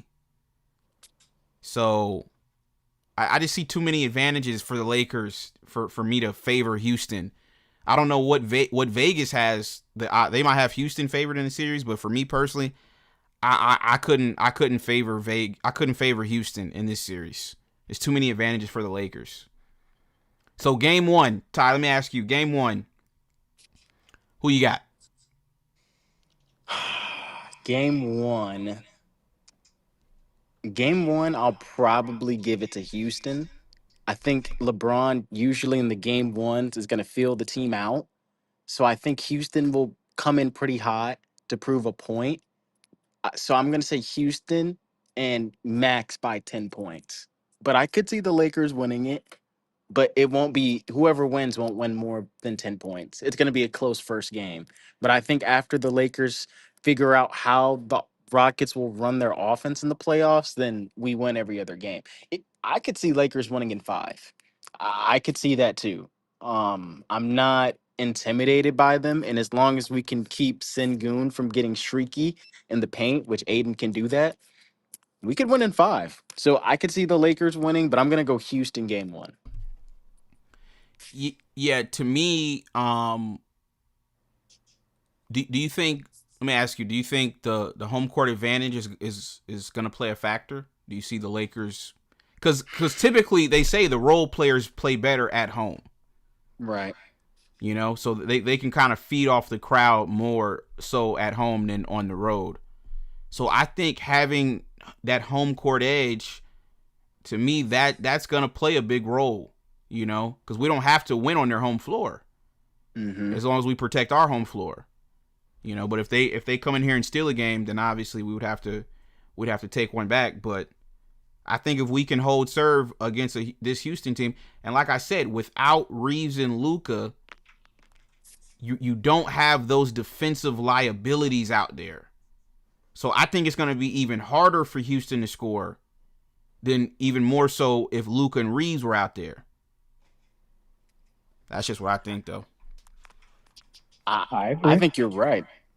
And another thing is we're more unpredictable now because teams have schemed against the Luka Austin Reeves offense, and they've schemed against them being liabilities on defense. They They're not there salivate. anymore. They salivate at it. They're licking their chops.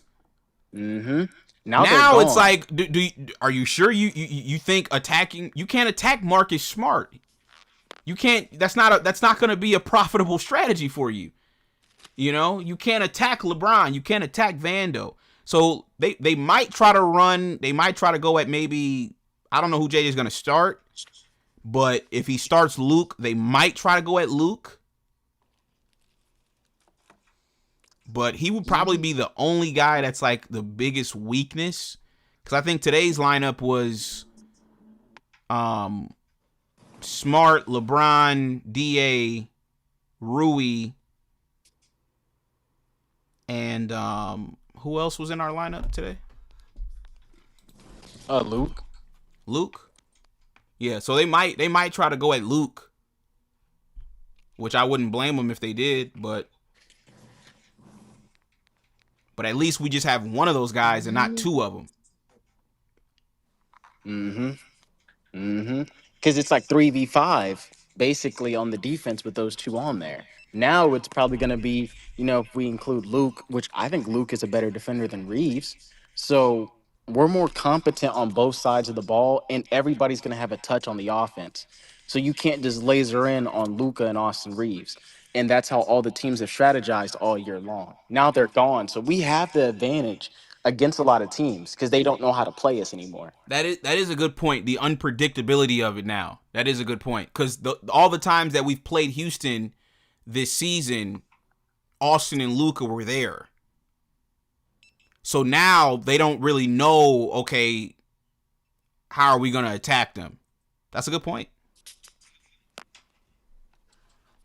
Also, too, I think a lot of teams, when they realize that Luka and Reeves is the number 1 and 2 option, I think they're definitely like excited, because I think the elephant in the room is that with LeBron leading the show, it changes the dynamic of the game completely, and they have to scheme different. It becomes more difficult to game plan for LeBron. See, you say it's easy to game plan for KD. You can't do that to LeBron. See, LeBron has too much athletic power and diversity that he can shoot when he needs to. He can drive the ball to the basket. He can take contact. That is way difficult. And see, that's the unpredictability, I feel. Because with LeBron being the center of attention, it opens up everything for other players. And that's why I think we're going to dominate, because as long as the other players do what they need to do, we're perfectly fine, personally speaking. Yeah, I agree. I think, obviously LeBron he's just a way better player than Kevin Durant, So once again, advantage Lakers. So yeah, I agree with that 1,000%. You can't. There's no scheme to stop LeBron. There's just not a scheme. There's nothing you can do. If you try to send the double, he's just gonna make the right read. And then, like I said too, now that LeBron is the number one again, you space the floor. Now you're just making the game a little bit easier for him, because now the floor is going to be spaced out a little bit more. You got your shooters out there. You got Rui. You got Luke Kennard. So you space the floor out. Like I said, they don't have no rim protection. Sengun ain't no rim protector. Who's gonna stop LeBron from getting to the hole at will? Who's gonna stop it? They don't really have, like, I don't really think they have they don't have a Vando. Like, I would say maybe their best on-ball defender maybe would be the Thompson twin, maybe him or yeah. And he's good, but he's not. I wouldn't put him on like Marcus Smart level. Marcus Smart, nah. I would say Marcus Smart is probably a little bit better defensively. And like I said, 444. Marcus Smart is probably the most underrated player in the series. I think if he plays well, Houston, you definitely got a problem. We got Maul with the $2 super chat. Rolling Stone. LeBron fans. He said LeBron is the ultimate X factor. We got Savvy Sosa. You said, I used to compare Luka to LeBron, but it's not even close. LeBron's a way better playmaker, whether he gets the assist or not, and more efficient. Yeah, it's not really close, man. It's not really close. It's honestly disrespectful to compare Luka to LeBron. It's just disrespectful to LeBron. You said Smart is better. Facts. He was cooking in Memphis. Yeah, I don't know about him cooking in Memphis, but he's been doing his thing with the Lakers. I don't know if you're trolling or what, but whatever.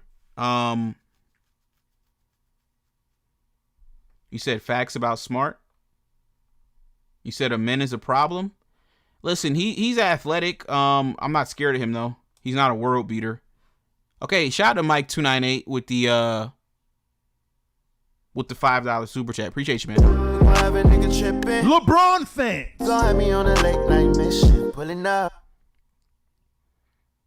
You said every player knows at any time they get open, LeBron and the other players will get the ball to them, as long as AR and Luka are not in the lineup. I'm telling you, man, I'm excited, man. I'm not fearful. I'm not like, oh my God, we're going home. Nah, I think we can thoroughly handle Houston. Like I said, they gotta come see us. They gotta come take it.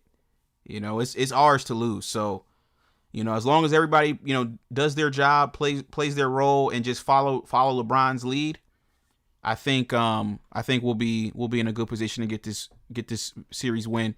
You said not even a Rockets fan, but you truly don't know basketball if you're saying Marcus Smart is a better defender today than Amen Thompson. Okay. Well,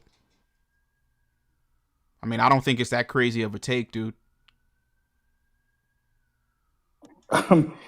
People are funny. I mean, he makes that statement, but how is Marcus Smart not? You know right, what I mean? That's what I'm saying. Like, based on what? Come on, man. Based on what? What makes Amen Thompson better? Based on what? Deflections, steals? I don't know. Like, what are we saying here? Like I said, I'm not saying Amen Thompson is not a good defender. He is, but I like my chances with Marcus Smart. I like my chances 444 with the former Defensive Player of the Year. I agree. And Marcus Smart is just a smart player, though. That's what makes his defense a step above Amen Thompson.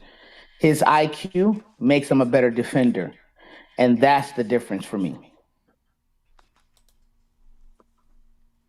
No, Right. you guys are both right. I think just off of experience alone, I mean, Marcus Smart has been to how many, conference finals? How many NBA finals? How many, playoff games has he played? Like, I'm taking the experience over just youth and athleticism. I'm sorry. I'm taking the experience, bro. It is what it is. So like I said, if you got Thompson, cool. I'm not going to argue with you about it. Take him. If you think he's better, go ahead. I'm not going to fight you about it. But nah, for me personally, I would probably have Marcus Smart, me personally. And he's a better shooter than that Thompson nigga. That Thompson nigga can't shoot at all. Like, to me, he's going to be the one nigga I leave wide open. If there's anybody on that team I would want shooting, it's him. Mr. Player Made, what's going on, man? What up, Reg? What's going on, man? Yeah, man. So I really like looking at the Lakers landscape, bro. I like the team, like you said. Looking at this team, I feel like they have a real chance. I feel like LeBron can lead this team because he has shooters. You got the efficiency of a guy like Rui, and you got a shooter like Luka Kennard having a 50-90 season, you said. A 50-40-90 season, you said. So at this point, bro, I feel like LeBron got the certain type of tools that he needs, especially with defenders like Marcus Smart and Vando. I feel like at this point they really need to probably try to tweak the lineup. I feel like the Luke Kennard and Jake LaRavia are gonna be the Lakers' 2 weak spots on defense, and I feel like that's how they're gonna exploit it. If you get KD on the pick and roll with Luke Kennard in front of him or Jake LaRavia, I don't trust that. I feel like JJ should probably tweak his lineup to try to put Marcus Smart and have Vando in there at the same time to try to amp up the defense. If you're gonna leave one of those guys in there, you got to leave Luke Kennard in there over Jake LaRavia. But I feel like JJ should find a way to get Vando in the starting lineup so he can play like he did tonight, coming off cuts and screens to the basket. That's the way you play Vando. Vando not no shooter. Vando should never take another shot again. Anything Vando trying to score a point, he need to be cutting off to the basket or underneath the basket. He don't need to take no shots like this. But I think the Lakers got a chance versus the Rockets. I don't fear the Rockets. Yeah, we got Big Dog in the chat. He says Ayton has been underrated defensively as well. I would agree with that too. I think what's going on is that we're going off of old narratives with this team. Like when people come in the chat like, oh, Bronny sucks and oh, LeBron is this, or this guy sucks, this guy's that. It's like, I think the way that we're looking at this team, we have to kind of shift our thinking now. Like Ayton with LeBron is way better than Ayton with Luka.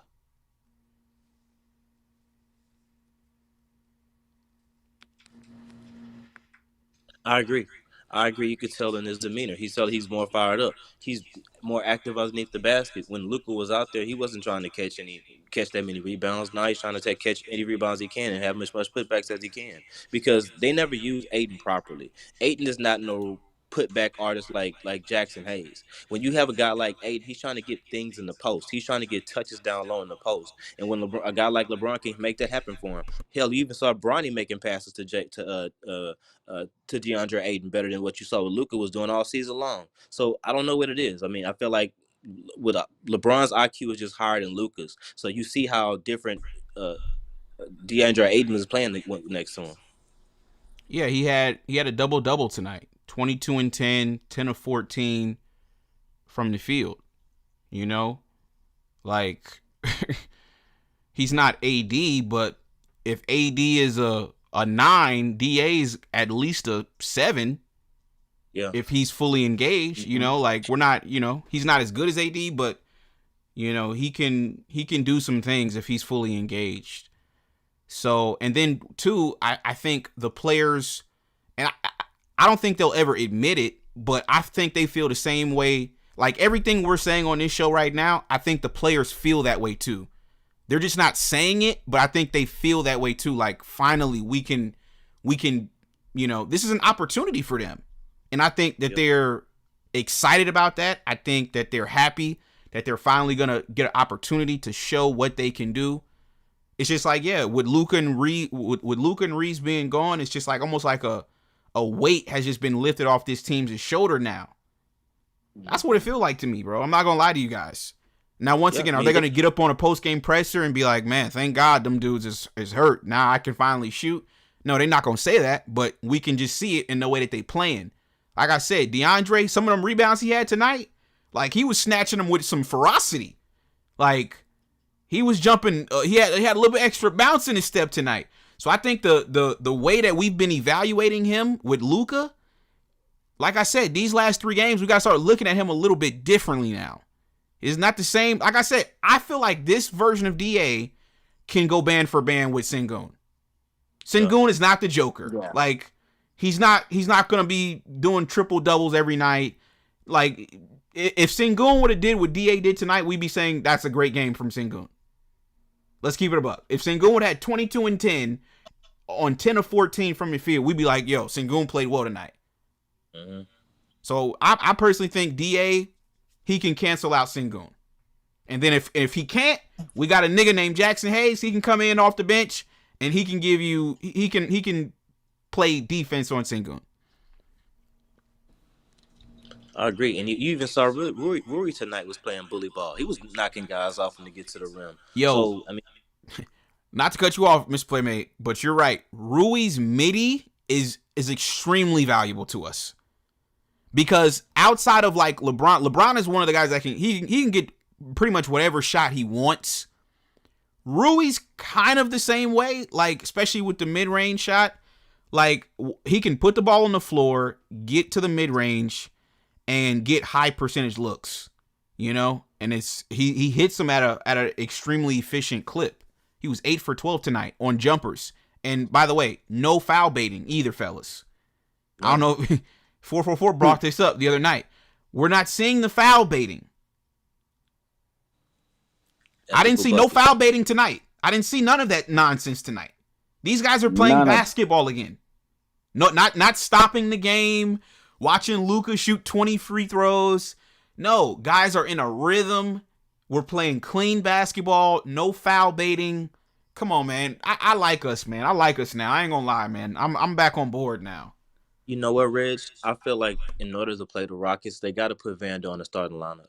Jake LaRavia can't be on KD. If you put Jake LaRavia on KD, that's going to be a barbecue chicken fest. So I think the Lakers got a serious chance to go far in the playoffs if they was able to get Vando involved like they did tonight. He was coming off screens, cutting to the basket, doing what he had to do underneath the rim, and I feel like that's going to be I feel like Vando can really be their X factor because just like Amin Thompson, like they're kind of similar in player style. Him and Amin Thompson cancel each other out, but if we can get Vando to score, then Vando can be the better player in that series for us. Yeah, I think too. You know, I wouldn't just probably let KD just go ones on all game either though. Like I'm not finna just especially if he gets it going because we know how he can get it going. You know, so if he starts getting it going, I would just start sending that double team at him and get the ball out of his hands and let those other guys try to create offense. Blitz. I just blitz them. Just continue to blitz them. Yeah. I mean, honestly, I wouldn't even play. I don't know how y'all feel about this. I wouldn't play Jake LaRavia this series. I think defensively and offensively, he's too much of a liability. His jump shot's too inconsistent to be in the starting lineup. Defensively, he'll get exposed on a matchup against Kevin Durant. You don't play Jake LaRavia this series. You play Vando. I would even say throw Adel Thero in there. He would be very good on the wing, helping with that defensive intensity and the athleticism. Vando would be huge, but we don't play Jake LaRavia this series. He wouldn't touch the court, in my opinion. He shouldn't. I agree. Give me 1 second. Give me 1 second, fellas. We got JJ. Shout out to JJ with the $5 super chat. Appreciate you, man. I'm a Rolling Stone. LeBron fans. You said Rui has been the Lakers' best mid-range shooter and three-point shooter for years, but he's been the 4th and 5th option, so people think he's trash. Yeah. I mean, you see tonight with even more volume. I mean, he's still efficient. 8 of 12, 3 of 5 from a three-point line, 22 points. You know, I heard That Trevor is Lane, correct. Mr. Player Man. I heard Trevor Lane the other day. He was talking about Luke Kennard because I guess Luke Kennard wasn't as efficient one of these games that we just played, and he was like, yeah, that typically happens when guys go up in volume and you know their efficiency comes down, but not always, man, not always. You know, sometimes guys they get more touches and they become even more efficient. You know. Yeah. But we just have to figure out a way to give KD trouble in the playoffs. That's what it's going to all boil down to. If you could stop the head of the snake, which is KD, then the Lakers can pretty much take out the Rockets. It wouldn't be that difficult.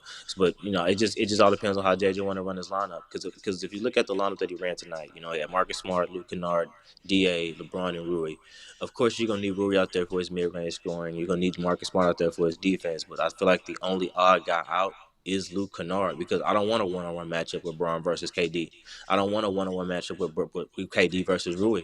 I want that one-on-one matchup with KD versus our best defender. And I feel like they got to put Vando in the starting lineup in order for them to beat the Rockets. There's just no way around it.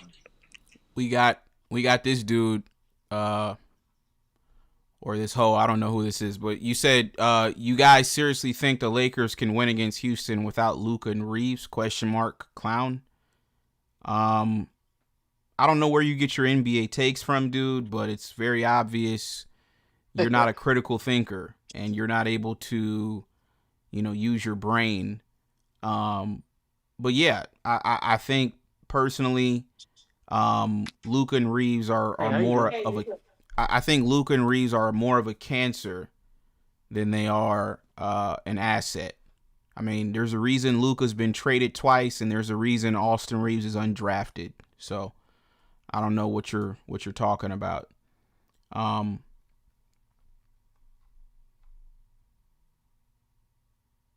Yeah, I don't know what you're talking about, dude. If I'm being honest with you. Maybe you've been listening to Kendrick Perkins. Yeah, that's probably what it is, chat. You've been listening to Kendrick Perkins tell you that the Lakers don't have a chance, right? Yeah, that's what it is. Okay. Why don't you just say that, dude? Just say you was listening to Kendrick Perkins the other day and you believed in his take. I mean, seriously, it's like some of these, you know, sports media people are like you guys' pastor. Seriously, you know? Is Kendrick Perkins your sports media pastor, dude? Because he said it, and now you believe it? No, dude. Sorry. I don't listen to Kendrick Perkins, dude. Okay? If he says something and I agree with it, that's one thing. But am I going to just take his word for it just because he said it? No. I'm not. I understand how to use my own brain. You know? I don't give a shit about what Kendrick Perkins thinks. That's just me, though. But I did hear Kendrick Perkins on First Take the other day say the Lakers don't have a chance. So maybe that's what you think because you heard it from over there. I don't know. But to me, like I said, you know, I don't get my takes from Kendrick Perkins, unfortunately. You said Lakers won back-to-back in the Toyota Center and Luka burned the Rockets. You think they would have won those two without Luka? Once again, dude, you're a clown. All right? You think there's only one way to skin a cat, dude? Do you think... I mean, is that what you think? You think that's the only way we could have whooped y'all sorry asses is by Luka scoring? So we gonna forget the game when LeBron James had 30 on 13 of 14 from the field. We gonna just throw that out. When the man shot like 90-something% from the field. We just gonna throw that out. We just gonna throw out the fact he had 6 dunks that game. 3 alley-oops. 6 dunks in total. So he didn't do nothing. It was just Luka. It was just Luka that carried the whole team. Like, dude, are you serious? You think that's the only way we could have whooped y'all sorry asses is by Luka scoring a bunch of points? Like, come on, man. Y'all ain't world beaters, nigga. Who do y'all think y'all are? Y'all are the Rockets, gang. When the last time y'all even won a championship? Seriously, you niggas think somebody's afraid of you? Y'all like the Cowboys. Y'all ain't won since the mid-90s. Ain't nobody stunting y'all.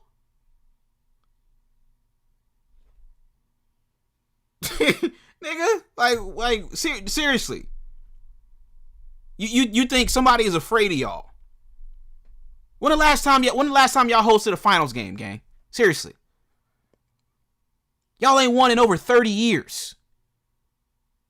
But now all of a sudden, y'all world beaters now. Cause y'all got KD, a nigga that can't find a home. Nigga done went to Golden State, then he flew 3,000 miles to Brooklyn, then flew 3,000 miles back to Phoenix. Now he jumped on the Houston bandwagon. But we supposed to be afraid of y'all. Well, if you don't get your ass on somewhere, man, you sound like a goofy, dude. Oh, okay. So you must be a Luka dick sucker. I'm done. I ain't finna keep going back and forth with you, dude. You got it.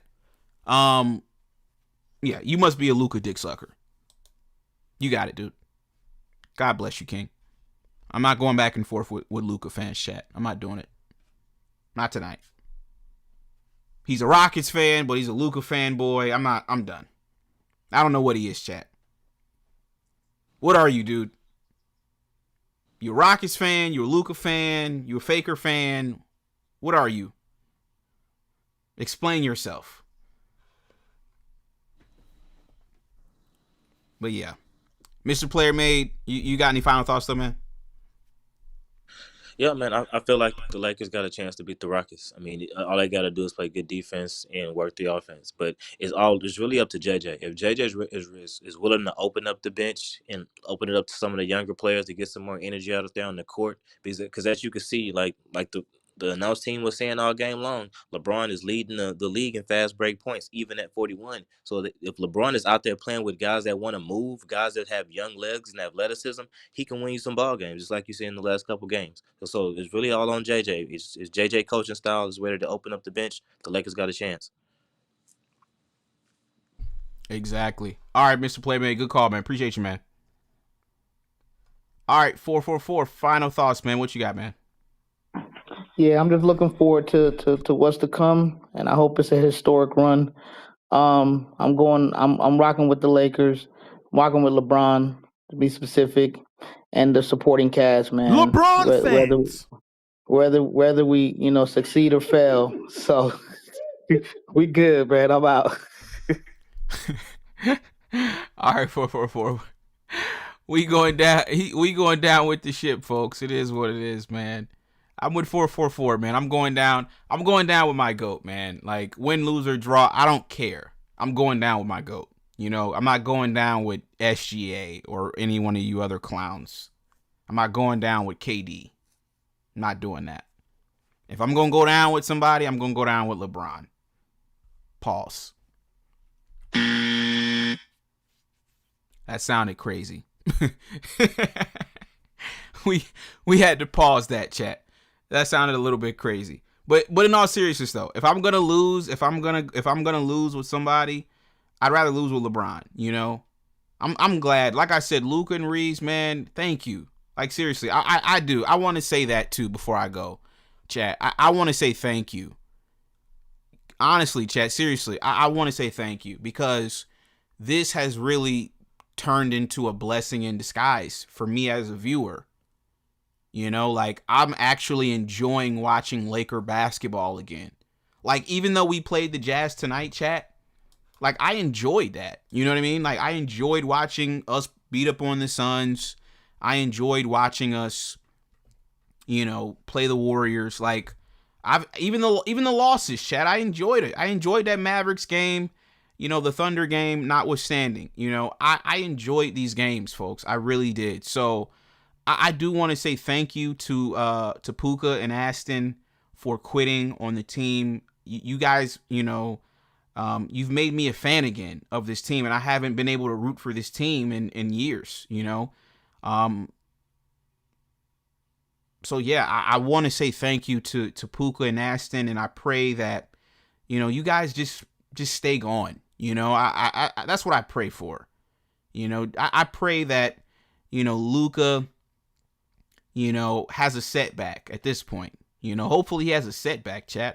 I'm hoping that the horse nut, was the wrong type of treatment for him. That's what I'm hoping at this point. I don't want him back. I don't want him coming back and and stealing the ball out of LeBron's hands and doing all this goofy stuff and shooting 30 shots a game. Nobody wants to watch that. You know, I'm good, man. I'm good. Just stay in Slovakia, wherever you're at. Yugoslavia, I don't know. Just stay over there, dude. And yeah, keep faking your injury over there. You know, somebody steal his passport or something. I don't know. Somebody take his passport and make him stay over there. Don't come back, man. And I think, you know, win, lose, or draw, I'm gonna be happy. And then as for Aston, I mean, you already know where I stand with you, dude. You know, you're the biggest fraud right now in the sport of basketball. You know, so, you know, you're just pathetic. You know, you're just pathetic. You're a pathetic excuse of a basketball player. You know, you're straight up garbage. You don't even look the part, right? You're just a clown. You know, shout out to Anubis. You know, AR-15 turned into a water gun. Shout out to Anubis, man. We need to put that on a t-shirt. AR-15 turned into a water gun. You're a water gun. You ain't no AR-15. You're a water gun. You ain't wetting nobody, nigga. You Canada dry.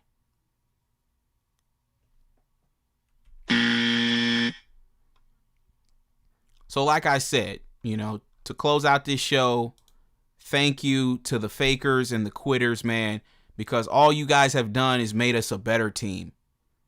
That's all they've done. We're a better team now without you. Chat, I'm telling you right now, they're already hating. They're already hating, folks. They're hating that LeBron and the Lakers are having success without these white boys, chat. It's only going to get worse, chat. Let us win game 1. Oh my, can you imagine? Hold on. When is game 1, chat? When is game 1? This is going to be a movie, chat. And you know what's crazy now that I'm thinking about it, folks?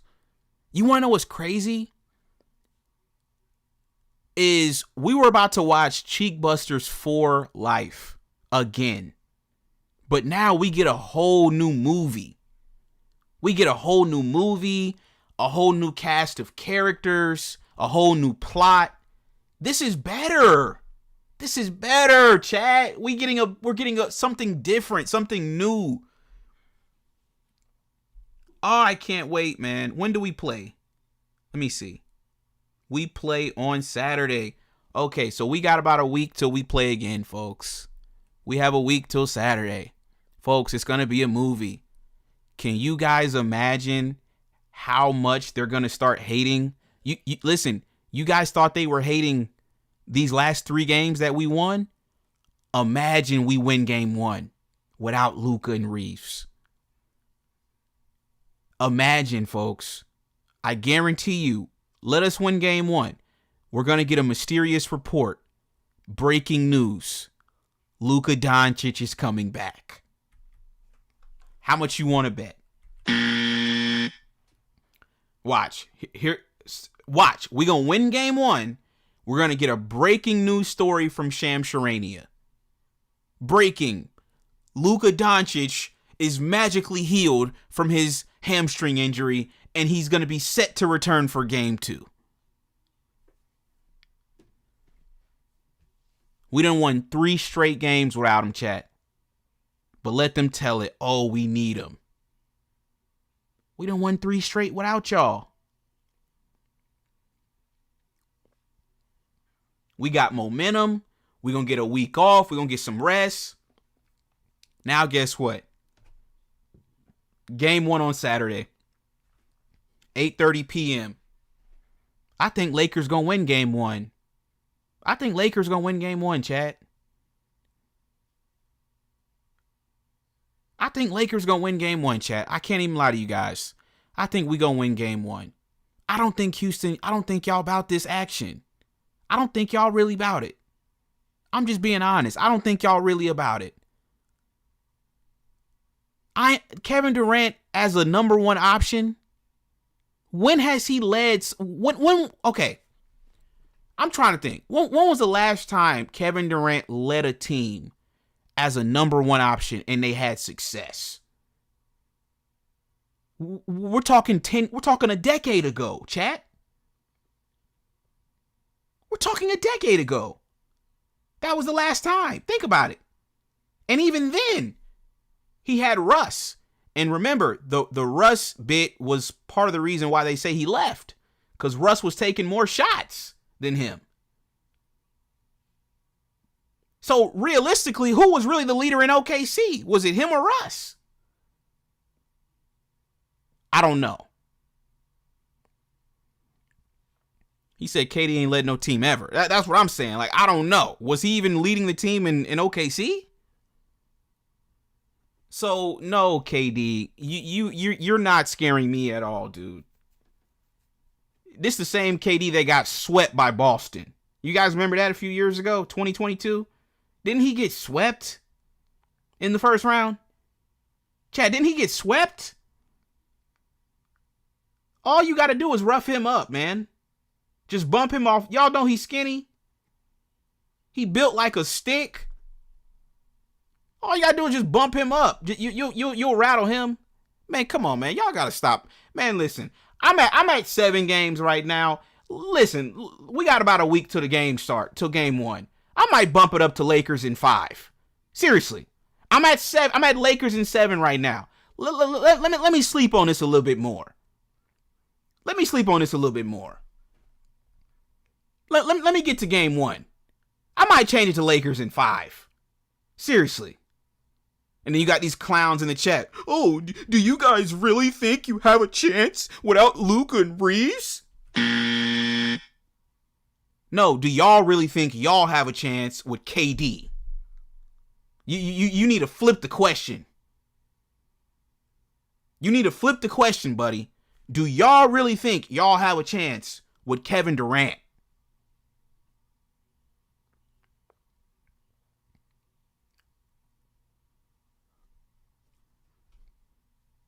Nigga asking me, do I think we have a chance without Luka and Reeves? Nigga, this is basketball. When have white boys ever when have we ever needed white boys, chat? This is basketball we're talking here. Are we talking hockey or basketball? When have we ever relied on white boys? Seriously. Niggas really talking about 2 white boys and they want us to be scared to play because we ain't got 2 white boys. We got white boys. We got Dalton. We got Luke still. We got enough white boys. That's the problem with this damn team. We had too many of them. That was the problem. Y'all had too many of them white boys. So thank God both of them faked injuries. Now we can finally cut down on all this goddamn mayonnaise.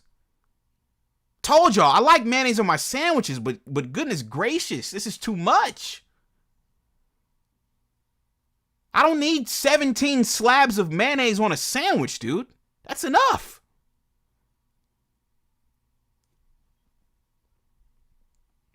Give me 1 good slab of mayonnaise on both sides of my sandwich, dude. That's it. I don't need 15 slabs of mayonnaise on each side. My sandwich is not going to be edible at that point. That's what they want to do. They didn't put about 10 slabs of mayonnaise on this damn sandwich, dude. No, man, it's not enough. That's enough, dude.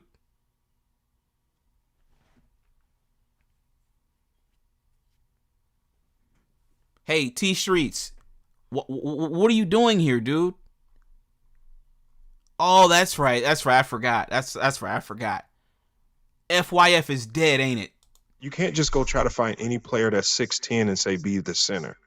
There's certain qualities that the center is going to need playing next to AD. To me, I would be knocking on the door of the Clippers. I would have been knocking on the door for PJ Tucker.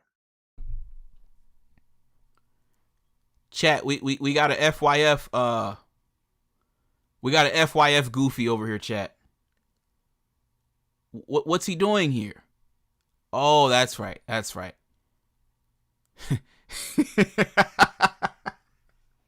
I'm a rolling stone.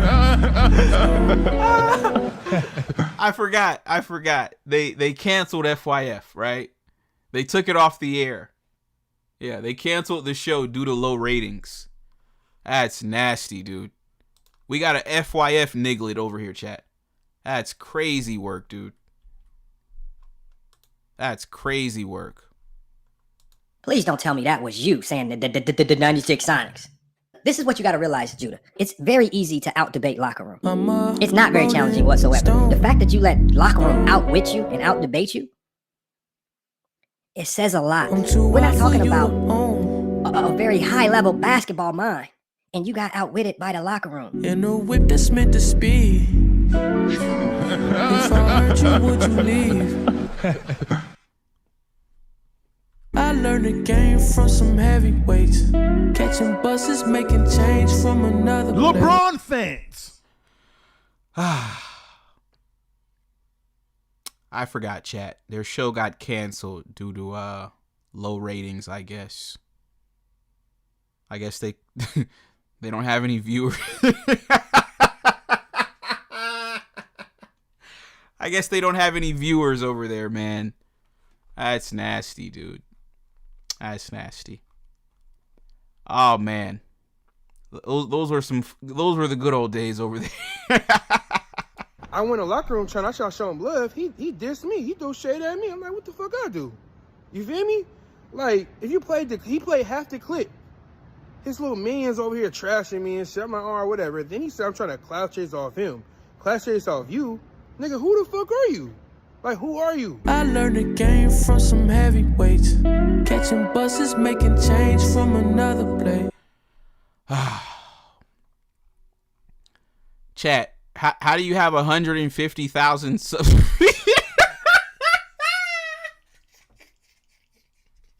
I'm sorry. Please don't tell me that was you saying the 96 Sonics. This is what you got to realize, Judah. It's very easy to out-debate locker room. It's not very challenging whatsoever. The fact that you let locker room outwit you and out-debate you, it says a lot. We're not talking about a very high-level basketball mind, and you got outwitted by the locker room. I'm sorry in advance if I let you down. Chat, let me ask you guys a question. How does your show get canceled and you have 150,000 subs? How does your show get canceled? How is your channel dead with 150,000 subs? Yeah. All right, dude. Like I said, like I asked Johnny, where are you guys buying your subs from, dude? You know, where is this happening at? Where you guys buying subs from? I mean, do you need subs that bad, dude? I mean, you can't need some subs that bad to where you're now going, you know, the most ridiculous route, which is buying them. I mean, that's how you know you're trash. Like, you know, you're so trash at making content that nobody subscribes to you, so you have to buy subscribers. That's how you know you're trash, chat. Look at this clown, chat. Look at this. Dude's got 98,000 subs, chat. Look how many views he's getting. Look at this. Look at his latest video. 513 views, chat. I mean, the math isn't mathing. Like, what? You have 98K and you're doing you can't even do 1,000 views? Wow, dude. You dudes went out sad after our little debate. Now, chat, it's funny, right? Because he called himself exposing me. Right? But it looks like he might have exposed himself in the process. Dude, this is another video. Look at this. This is 3 straight videos. How do you have 100,000? You got almost 100,000 subs, chat, and you not even doing 1,000 views on a video, and you stream for 3 hours. You did 500 views. 915 views.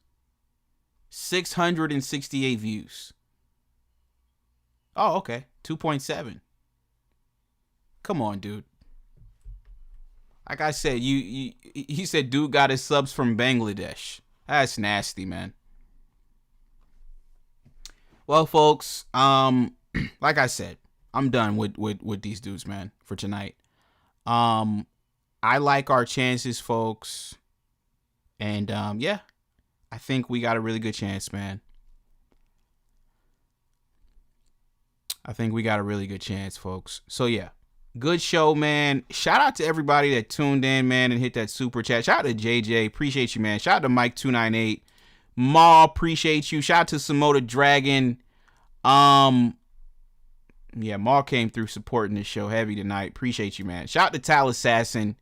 Shout out to the Tethernator. And yeah, man, shout out to everybody in the chat, man. Shout out to Joshua, Arioka, King J. You said he got bots subscribing. Yeah, it's nasty work, dude. I mean, like I said, I want subscribers like the next man. I'm just not about to sell my ass for them, you know, or buy them. I mean, that seems to be only a couple of ways to get subs now. It's like you're either going to sell your ass or you're going to buy subs. You know, it's like you're either going to go the Dreamers Pro route, right? You're going to sell your cheeks to LeBron haters, or you're going to go the GOAT James Kingdom route, which is, you know, just completely being a goofball and buying your subs. That's nasty. I guess I'm somewhere in the middle, chat. You know, I guess I'm somewhere. LeBron fans! LeBron fans! Incredible. Incredible, man. This internet thing is fucking insane, dude. Okay, shout out to Jose, man, with the $5 super chat. Appreciate you, man. I'm a rolling stone. LeBron fans! You said, Reg, please message Con C this message. Jesus UCSB will pay his $1,000 bet, but he needs to come back and apologize to LeBron fans and California.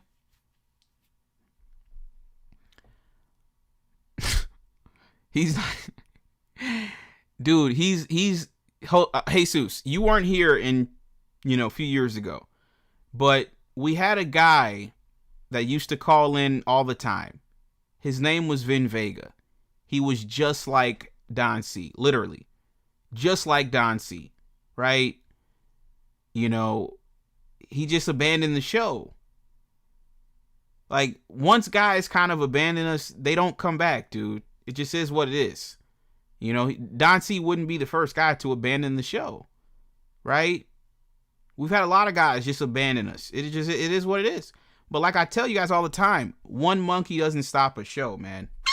I'm a rolling stone. One monkey doesn't stop a show. You know, I'm never going to be at a shortage of monkeys. All right? Never.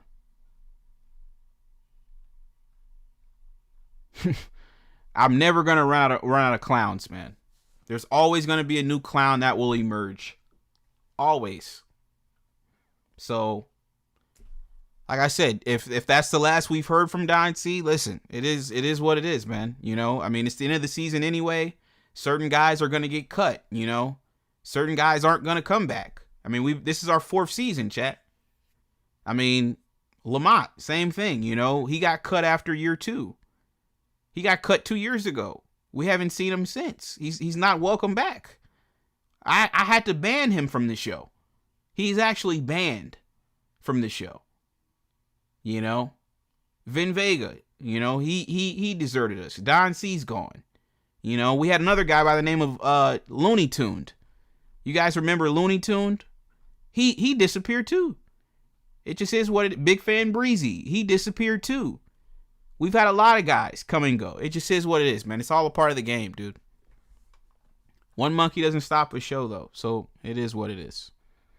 Shout out to Teddy, man, for joining the channel, man. Appreciate you, man. I fuck with your boy. Fuck with your boy. LeBron fans. Shout out to Teddy East, man. Appreciate you. He said Reggie has a rotation. It was MJ, now it's Kwame. Exactly. We lost one goofball and we gained another one. And shout out to Kwame, you know. He's the new MJ. You know, stupid, goofy, ridiculous,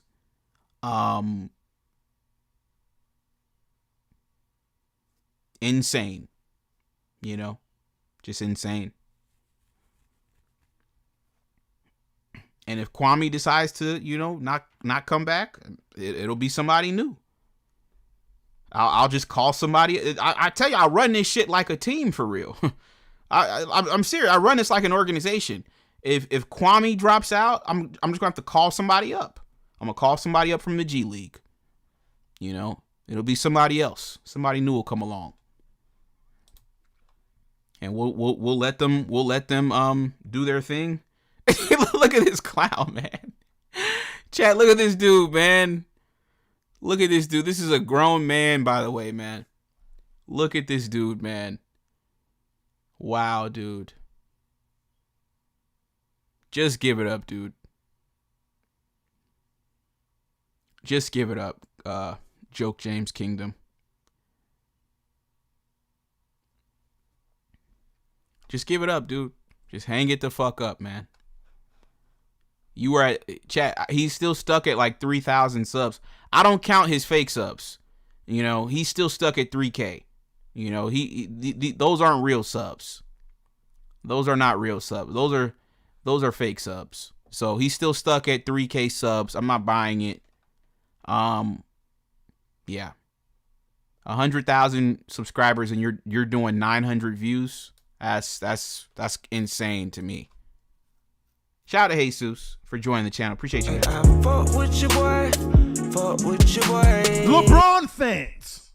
We also got James Mathis, man. Appreciate you, man. Fuck with your boy. Fuck with your boy. LeBron fans.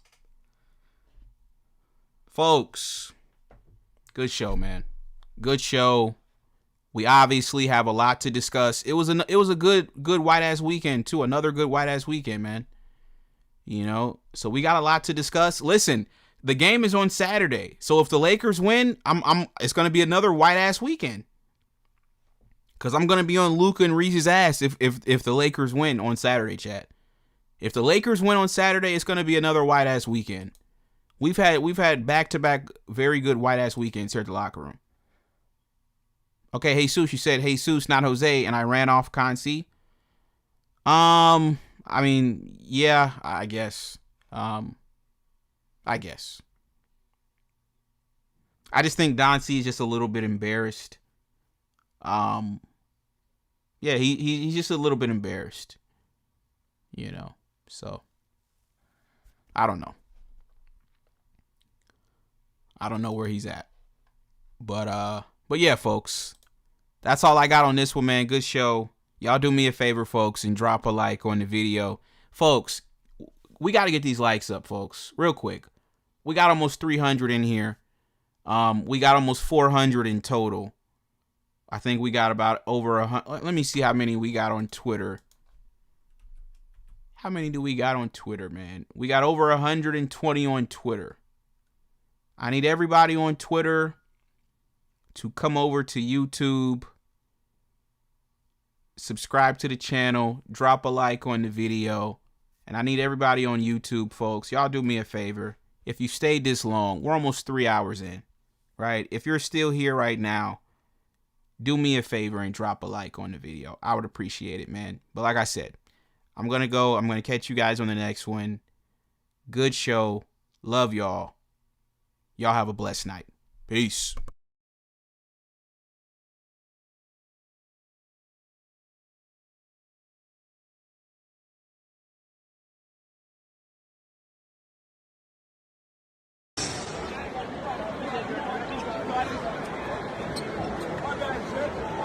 Now you don't want to play defense. Shut the fuck up. Shut up. It's fucking hurt. Fuck you. Fuck you. Don't interact like that, okay? You know better. It's downtown. Let's kiss. Time to pucker up and give your sweetie a kiss.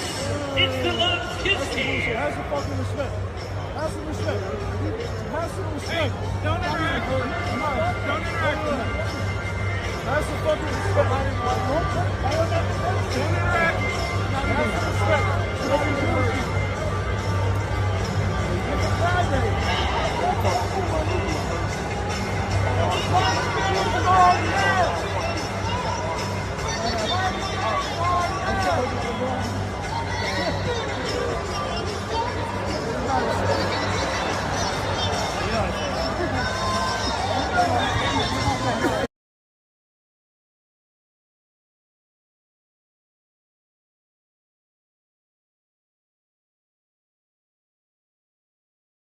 How much? I currently have more dunks than him right now. I gave Is it that all true? for Yeah, but he don't say for but he just goes out and he don't want to play defense. We're gonna get to that trash. If I go tonight, I doubt the world will change. I just pray they don't forget my name. You had bitch ass Suzette. His bitch ass. Talking about, oh man, you know, Dribbs Pro, he bugging. Where you at, Suzette?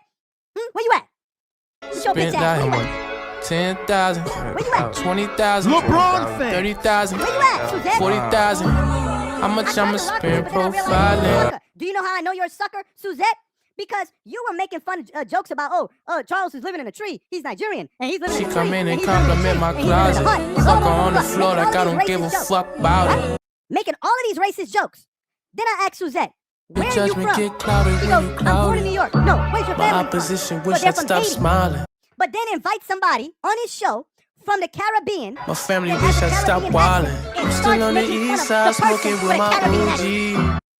That's like me inviting an African on, or not African, they a the only Ghanaian or ones that Nigerian really know or whoever, me. a West African on this show and start laughing at his accent. I was That's fucking how bitch-ass superstars Suzette when is. I was 19. That's Suzette. Shit we did, you won't That's believe him. me.